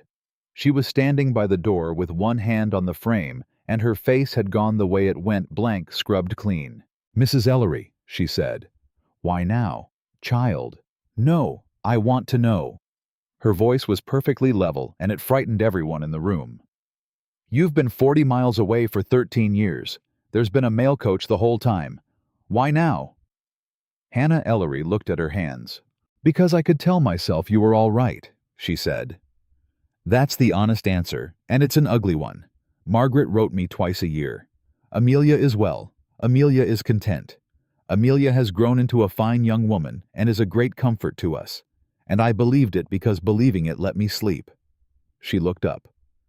"And then Dr. Boyd wrote and said you'd fallen on a stone floor in front of 40 people, and they left you there, and the only thing you were afraid of was the teacups." The room was silent. "I read that sentence about the teacups," Hannah Ellery said, "and I got on the coach that afternoon." Amelia's hand came off the doorframe. She crossed the room, and she did not embrace the woman. She stopped a foot short of her and stood there, and William watched her fight something enormous. "I'm not going to forgive you today," Amelia said. "No, child, I don't expect it. But you came, and you're going to stand up and say it in front of men who'll try to take you apart." "Yes." "Then that's enough for today," Amelia said, and she took Hannah Ellery's hands. That was the Thursday. By Sunday they had a plan, and it was Amelia's, and it was better than his. William had wanted to ride for Richmond and come back with the county records like a man carrying a rifle. Amelia sat him down at the kitchen table with a sheet of paper and took him apart. "You'll never get them. They're public records. They're public records kept by a clerk who's been in that courthouse 19 years and knows exactly who signs his letters of recommendation."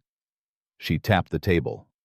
"Sir, you rode 11 miles to see the judge, and he knew you were going to Richmond before you'd told anybody but Ferris. What makes you think a Richmond clerk is any different?" William sat back. "Then what?" "Then we don't ask for what we want." "Ma'am, you go to Richmond," Amelia said, "and you don't ask for the Whitmore deed at all. You ask for the tax rolls. 400 acres of creek bottom, 1812 to now. Who's been paying the land tax on it, and under what name?" William looked at her. "Because whoever's been paying it," she said, "has been paying it every single year in writing in a book nobody thinks to hide. She can burn a deed. She can't burn 9 years of tax receipts because the county wrote those and the county wants its money." Dr. Boyd made a noise like a kettle. "Good God," he said. "Caldwell, marry this woman." "I'm working on it, sir." "Work faster." He left for Richmond on a Monday, with Hannah Ellery's sworn statement folded in his coat and a new attorney's name in his pocket, a man named Alcott out of Petersburg, who had never eaten a meal in that county in his life. He was gone 11 days. And they were the 11 worst days of Amelia Whitmore's life, because on the 4th one, Margaret Holloway came to the door. Mrs. Pierce tried to send her away. Amelia stopped her. "Let her in." "Miss Amelia." "Let her in, Mrs. Pierce, and stay in the passage where you can hear." Margaret came into that front room and looked around it the way a woman looks at a dress she can't afford, and then she sat down without being asked and folded her hands. "You've done well for yourself. Say what you came to say." "Amelia." Margaret's voice went soft. It was a good voice. 9 years of practice. "I've come because I'm frightened for you." "Have you? You've been ill. You had a fall, a bad one. Dr. Boyd tells me you were unconscious. And since that fall you have said a number of things about my household that I know you don't mean, because I have known you since you were 19 years old, and I know that you are not a liar." She let that sit. "I think you're confused, child, and I think that man is confusing you." Amelia said nothing. "He's a bachelor with no mother living and a great deal of money, and you're a handsome woman who fell at his feet." Margaret's mouth moved into something almost like sympathy. "I don't blame you for it. Any girl would. But when he's done, Amelia, and he will be done, they always are, where will you go? Not back to me. I couldn't take you back after this. My own children. Your children. Grace asks after you every day." And there it was. Amelia felt it land in her chest, exactly where it was aimed. "Thomas cried for a week," Margaret said. "He asks where his Amelia's gone. I told him you were unwell. What would you have me tell him, that you're at Caldwell Hall trying to put his mother in a courtroom?" Amelia's hands were shaking. She put them in her lap. How is his chest? Margaret blinked. What? Thomas. His chest. Is he propped at night? The girl sees to him. Bess is 14 and she falls asleep at 2 in the morning. Is he propped or not? I don't know, Margaret said, irritated. That isn't the point, Amelia. It's the only point I've got left with you, Amelia said, and her voice came out steady, and it surprised her as much as anyone. You came here to use that boy on me. You've been in this room 4 minutes, and you've used him twice, and you don't know whether he's propped. Margaret's face changed. You ungrateful... There it is. Amelia stood up. 9 years I waited for you to say it plain. I fed you. You paid me £8 a year out of 190 that was mine, and I did your books, so don't you dare stand in this room and quote arithmetic at me. Margaret went white to the lips. You can't prove one word of that. Then why did you burn the papers? Silence. Dead absolute silence, and Margaret Holloway's mouth opened and no sound came out of it. And that was when Amelia Whitmore understood, really understood in her body, that she was going to win. Bess smelled it, Amelia said quietly. Sunday night. You had the tin box out and the candle lit, and you burned something, and if there was nothing in that box, ma'am, why burn it? Margaret stood up so fast the chair went back. You've no idea what you've started, she said. You think this is about me, girl? There are men in this county who will not let this be opened. You have set a fire in a dry field, and you will not be the one who chooses where it burns. Judge Pruitt, Amelia said. Margaret froze. You said his name? She whispered. I did. You stupid, stupid child. And then something happened that Amelia had not prepared for at all. Margaret Holloway's face came apart. Not the polite mask sliding, it came apart, and underneath it was a woman who had not slept in a month. I was a widow with 2 children and £11 in the world, she said. Do you understand that? Do you have the faintest idea? Charles left me nothing, nothing but a name and a house I couldn't heat. And your father was dead, and there was 400 acres sitting there with no one on it, and a girl who couldn't read a deed. So you took it. He came to me, Margaret said. Pruitt. He came to me 11 days after your father's funeral, and he sat in my kitchen, and he said there's a way to see you comfortable, Margaret, and the girl needn't want for anything. He wrote the papers. He brought the seal. I never wrote a word of it. And you signed. I had children. So did my father, Amelia said. Margaret Holloway looked at her for a long moment. I'll tell you something for nothing, she said, because you'll find it out anyway, and I'd rather you heard it from me. That land was never the reason he did it. Amelia went cold. What? 400 acres of creek bottom is a fortune to me, Margaret said. It's a rounding error to Henry Pruitt. He didn't need your land, child. He needed your father's papers gone. Why? Because your father was in the middle of a suit against him when he died, Margaret said. Robert Whitmore had found something. I don't know what, and I never asked, because I never wanted to know. But the box I've had under my bed for 9 years wasn't full of your deeds, Amelia. It was full of your father's correspondence. Amelia's legs went. She got a hand on the back of the chair. You've had my father's letters, under your bed, for 9 years. Yes. While I lived in your house. Yes. Did you read them? Margaret's chin came up, and there was something almost like dignity in it. No, she said. That's the one thing I can say. I never opened it. I have been too frightened to open it since the day he handed it to me. And Sunday, Margaret said, he sent word that it was to be burned. Did you burn it? The silence went on so long that Mrs. Pierce came to the doorway. Ma'am, Amelia said. Did you burn my father's letters? I burned a bundle of household accounts, Margaret Holloway said, and I wrote him that it was done, and I have been waiting 9 days for God to strike me dead about it. Amelia sat down. Where is it? Under the floor of my own bedroom, where my husband kept his brandy from me. Margaret's mouth twisted. The one useful thing that man ever did. Why are you telling me this? And here Margaret Holloway said the truest thing she had ever said in her life. Because you're going to win, she said. You've got Caldwell, and you've got Boyd, and God knows how you've got Hannah Ellery, and I have known for 3 weeks that this ends with me in a courtroom. And when it does, girl, I would rather go in as the woman who handed it over than the woman who burned it. She pulled her gloves on with hands that shook. And because I have got 2 children, and if Henry Pruitt goes down and I go with him, he will take everything I have, and they will have nothing. And there is exactly one person in this county soft enough in the head to see to them anyway. Amelia looked up. That's the worst thing you've ever said to me. I know, said Margaret Holloway. But it's true, isn't it? She was at the door when Amelia spoke. Prop him at night. Chair on its side and the bed bolster over it. If his lips go gray, you send for Boyd and you don't wait for morning. Margaret Holloway stopped with her hand on the door. She did not turn around. Yes, she said, and she went out. William came home on the 12th day filthy unshaven and carrying a leather case, and he came through the door talking. Tax rolls, 9 years. He dropped them on the table. Every acre. Paid annual receipted signed by the county collector.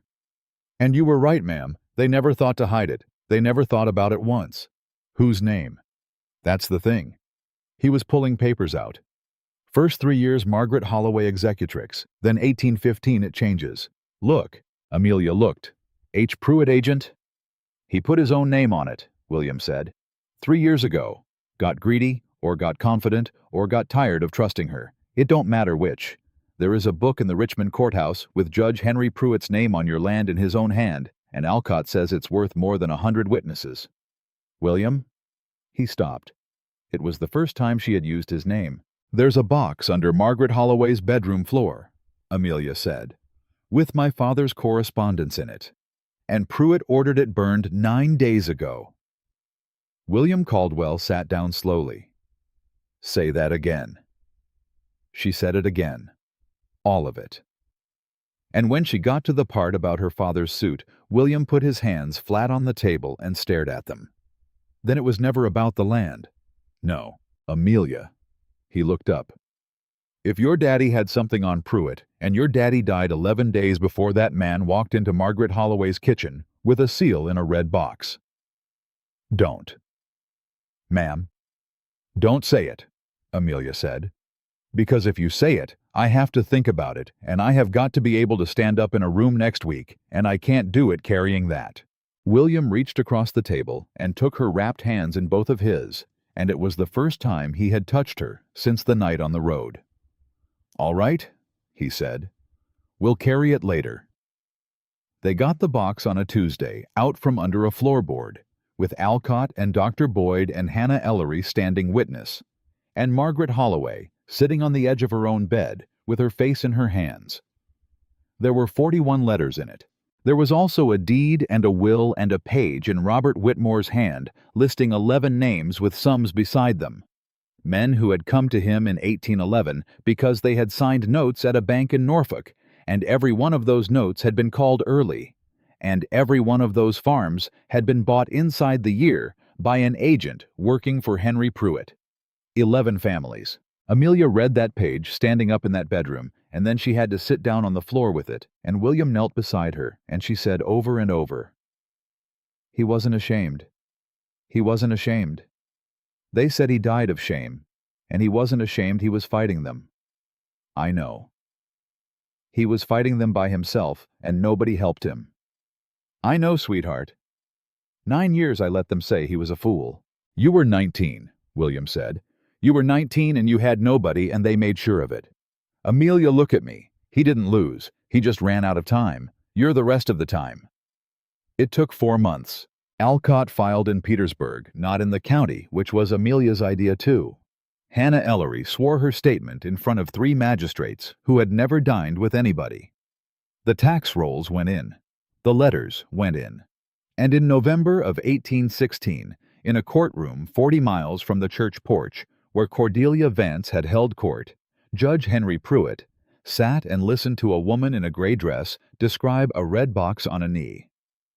He did not go to prison. Men like that rarely did. But the Norfolk Bank collapsed under it, and two of his agents turned, and by the following spring he had resigned the bench and sold the house on the 11 miles of road and gone to live with a brother in Kentucky. And there were 11 families in that county who got letters from a Petersburg attorney about restitution and thought it was a hoax. And Margaret Holloway stood up in that courtroom and told it plain, all of it. The kitchen table, the papers, the 8 pounds a year, and did not once try to make herself sound better than she was. Afterward in the corridor, Alcott came to Amelia with his notes. Mrs. Whitmore. Miss Whitmore, forgive me. On restitution, the 9 years' income runs to something above £1,600 with costs. She hasn't got it, which means the house, the furnishings, and the 200 acres her husband left. I can have it inside a month. Amelia said, no. Alcott looked up. Ma'am? She keeps the house. Miss Whitmore, she robbed you for 9 years. I know what she did, Amelia said. I did the arithmetic on it every year with her own ledger in my hands. I know it to the shilling. She looked down the corridor to where Margaret Holloway was sitting alone on a bench with nobody near her. She keeps the house and enough to run it. The rest I'll have back, and I'll have it from Pruitt, and I want my father's name read out in this county in print by somebody with letters after it. That's forgiving a very great deal of money. It isn't forgiving anything, Amelia said. I'm not forgiving her. I may never. But there are 2 children in that house, and one of them is 6 years old, and he calls me by my name. She turned to William. I don't want her suffering, she said. I never did. I only wanted my life back, and I've got it. I've got it, William. She can't give me one more thing that I want. Then she walked down that corridor and stopped in front of the bench. Margaret Holloway looked up and she was afraid, and it was the first honest thing on her face in years. You keep the house, Amelia said. Margaret's mouth opened. Don't thank me. I'm not doing it for you. Amelia's voice was even. Prop him at night. And when he's older, if he asks about me, you tell him the truth. All of it. He's going to hear it from somebody, and I'd rather it was his mother. She started to walk away. Amelia. She stopped. He does ask, Margaret Holloway said. Every day. He asks every day. Amelia Whitmore stood in that corridor with her back to the woman who had taken 9 years of her life, and she closed her eyes and she let it hurt. Then she said, Tell him I'll come at Christmas.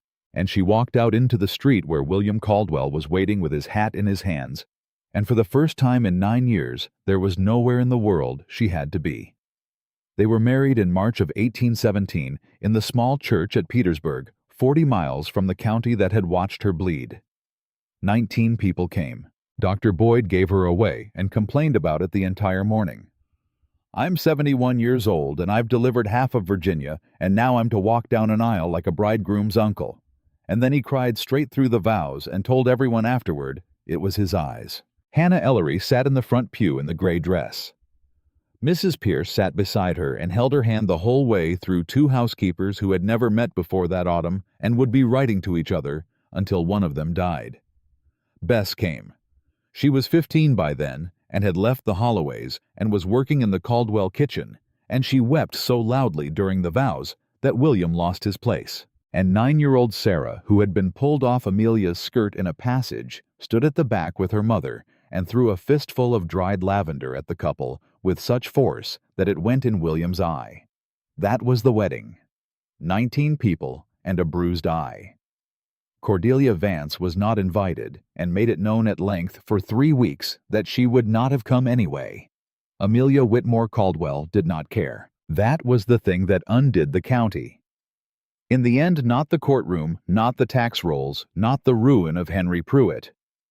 It was that she came back to that 11 miles of road and simply did not care what any of them thought of her, and there is nothing on God's earth that a small society can do with a woman who has stopped needing its permission.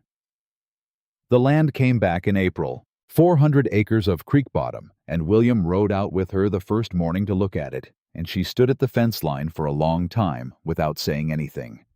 Say it, he said. I don't know what to do with it. Ma'am, you found 11 pounds 6 in my grain accounts in a week. That's arithmetic. This is... She stopped. William, I have never in my life owned anything. I've never owned a hairbrush. I've had the use of things. Somebody's spare comb, somebody's old dress. 9 years and everything I touched belonged to somebody who could take it back. And now there's 400 acres and I feel sick. William leaned on the fence beside her. 1,600 pound coming out of the Pruitt estate, too, he said. Alcott says by autumn. Don't. I'm just saying the figures. I know what you're doing. She almost laughed. You're trying to make it feel ordinary. Is it working? No. All right, William said. Then let's try the other way. What's the thing you were thinking about at 4 o'clock this morning when you thought I was asleep? Amelia went quiet. How'd you know I was awake? Ma'am, you have not slept past 4 in the 11 months I've known you. I've stopped fighting it. What were you thinking about? And Amelia Caldwell said, The Ridgely girl. William turned his head. Who?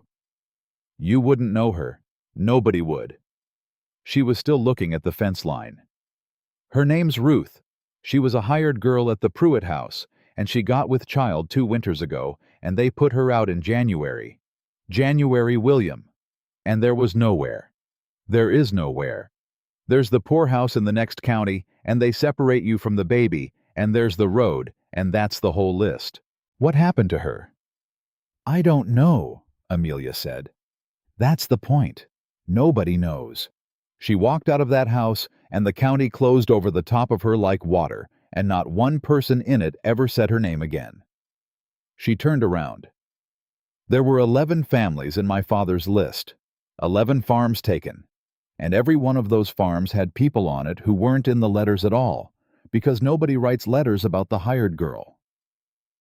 William Caldwell looked at his wife. How much of it do you want? What? The 1,600. How much? William. Because I know that face, he said. You've been doing sums in the dark for a fortnight, and you've been too frightened to ask me, and I want you to ask me out loud because we've been through this before, and you were awful at it then, too. Amelia's chin came up. All of it, she said. There, said William Caldwell. Was that so bad? It was awful. Do it again tomorrow. It started with 4 beds in the old overseer's cottage on the creek land. That was all.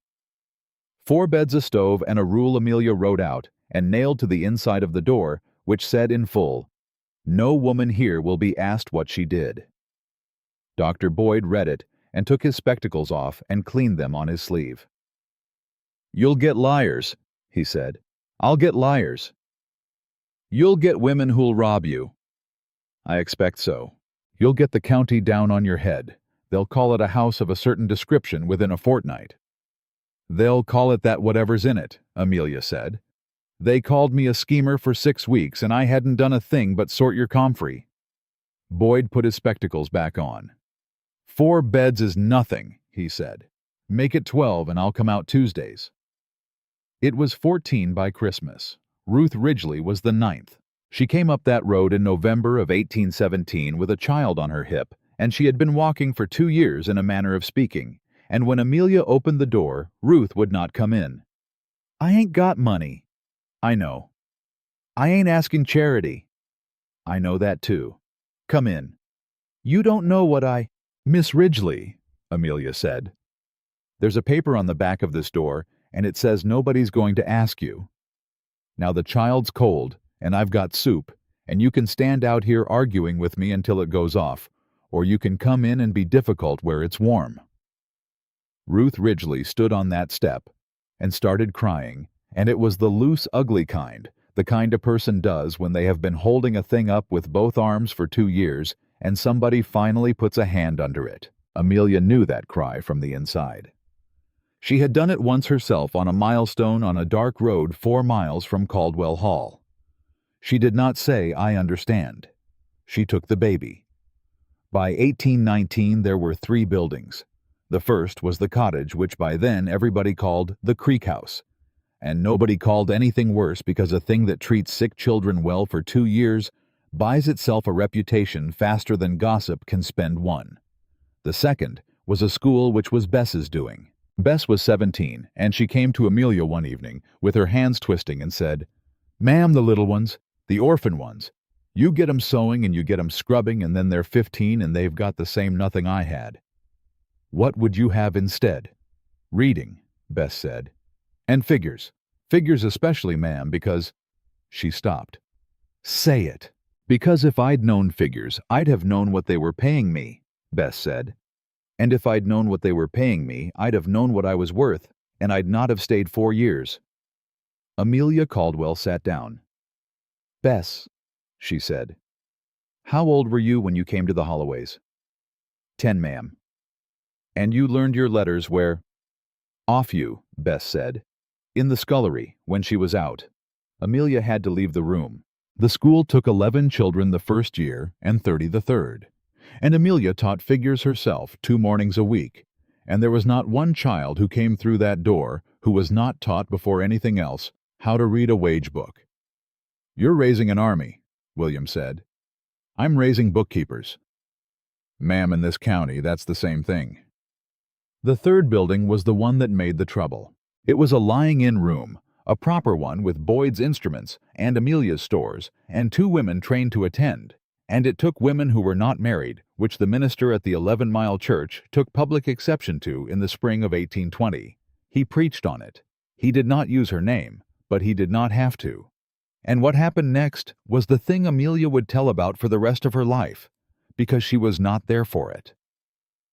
Cordelia Vance stood up in that church, 61 years old, in the middle of the sermon in front of the entire congregation, and she stood up and said in a voice that carried to the porch, "Reverend, my sister died of a childbed fever in 1803, because there was no one to send for. She was married in a church by a man like you, and it did not save her 1 hour." She picked up her gloves. That woman took in the Ridgely girl and the Ridgely girls alive. I don't care for Mrs. Caldwell, I never have, and I dare say she don't care for me, but I'll not sit here and hear it. And she walked out. 11 people walked out behind her. Dr. Boyd rode 4 miles to tell Amelia about it, and was so delighted he could barely get the story out. "Cordelia Vance," Amelia said. "Cordelia Vance. The woman who said leave her there." "The very same." Amelia stood in her own doorway for a long moment. "Dr. Boyd," she said, "am I supposed to forgive her?" "Good God, no," said Boyd, "but you might send her a note." "Saying what?" "Saying thank you," Boyd said. "It'll torment her for a year." Amelia sent the note. She never got a reply, and Cordelia Vance never once set foot in the Creek House. And when Cordelia died in 1826, there was a bequest in her will of £200 to the establishment on the Whitmore land, phrased so coldly that her nephew assumed it was a mistake. It was not a mistake. Thomas Holloway came at Christmas every Christmas for 11 years.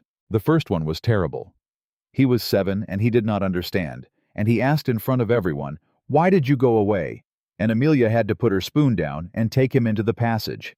She told him the truth. Not all of it, he was 7, but the true shape of it. "Your mother did something to me a long time ago that was wrong, and it took a great deal from me, and I got most of it back." "Is that why you don't live with us?" "Yes." "Are you still angry?" Amelia thought about that for a while, because he deserved a real answer. "Some days," she said, "but you still came." "You asked for me," she said. "I said I'd come at Christmas. I keep my word, Thomas. That's about the only thing I owned when I was your age, and I've never let go of it." He came every year after that. He grew up tall and serious, and at 19 he asked her in the same passage whether it was true what people said about his mother. And Amelia sat him down and told him the whole of it plainly, without softening one word and without adding one. At the end of it, he was very quiet. "She told me some of it," he said. "Not all." "No." "Mrs. Caldwell, Amelia." He stopped. "2 nights, when I was 6. "Yes." "She never once told me it was you." "I know." Thomas Holloway put his face in his hands. "I'm going to be a doctor," he said. I've been trying to say it since I was 15, and my mother won't hear it, and I don't know how to pay for it." Amelia Caldwell sat back. "Well," she said, "as it happens, I've got a bookkeeper." He qualified in 1832 and took over Boyd's practice, and there is a stone in that churchyard that says he was taught to sit up at night, and nobody in the county under 50 has any idea what it means. Margaret Holloway died in 1824. She had lived 7 years in that house alone with her children, mostly unvisited, and at the end she sent for Amelia, and Amelia went. Nobody knows what was said in that room. Amelia never told it, not to William, not to anyone, and when Boyd asked, she said only, "She asked me a question, and I gave her an honest answer, and it wasn't the answer she wanted, and she took it anyway." She came out of that house dry-eyed and got into the trap, and then halfway home she put her head on William's shoulder and stayed there the rest of the way. "You all right?" "No," Amelia said. "But I will be. That's a new thing." I didn't used to have the second half of that sentence. William Caldwell lived to be 78. He never got his standing back on that 11 miles of road. Not really. There were doors that stayed shut to the end. He used to say it was the best bargain he ever made, and the only one he'd have signed twice. Late in life, a young man from a Richmond paper came out to write about the Creek House. By then there were 2 of them, and 40 beds, and a school with 110 children, and he sat with William on the porch and asked the question everybody always asked. "They say you saved her, sir, on the steps, in front of the whole county." William laughed until he coughed. "Son," he said, "I want you to write down exactly what I say." "Yes, sir." On the 15th of March, 1816, I was 31 years old, and I was standing in a room full of people I'd known my whole life, and there was a woman bleeding on my floor, and I had been standing there long enough for a rich lady to make a joke about it, and for 3 or 4 people to laugh. He tapped the arm of his chair. "You put that in. Long enough. That's the part." "Sir, I didn't save her. I got there late." William looked out at the road. "And every year of my life since then I have watched that woman get up before 4 in the morning and put herself between somebody and the cold. 40 years of it. I've seen her sit up with women that robbed her. I've seen her walk out in February for a girl that spat at her the week before." He stopped for a moment. "I thought I picked her up," he said. "I've had 40 years to think about it, and I've come round to the other view. That was a woman lying on the floor, who had already given every single thing she had to a house that despised her, and I was a man with a fine name and money, and 40 years of my father's standing, and I was the one on the floor. She just had the manners not to point it out." The young man wrote it down. "Write the other thing too," William said. "Sir, they said she wasn't worth saving." He said it slowly, the way a man says a sentence he has carried a long way. "There is not one soul in this county now who'd say it out loud. Not because she got rich, and not because she married me. Because there's about 400 people alive on this road who wouldn't be if that woman had been left where they wanted to leave her." Amelia Caldwell was 74 when she died in her own bed on land that had come back to her. They found the list of 11 names in her writing case. Her father's hand, the paper worn soft as cloth. Every name had a mark beside it, and a date and a sum, because she had spent 30 years finding what was left of those 11 families and paying them what she could out of what she'd got back, and she had never once told anyone she was doing it. The church could not hold the funeral. They held it outside, and a girl of about 19 standing at the back in a dress that had been let out twice asked the woman beside her who all these people were. "Every one of them was somebody nobody was coming for," the woman said. "She came anyway." The greatest act of kindness was never the moment one man knelt on cold stone and picked a woman up. It was that she spent the rest of her life proving what that county got wrong, that there is no such thing as a person not worth saving, and every single one they left on the floor was somebody's whole world.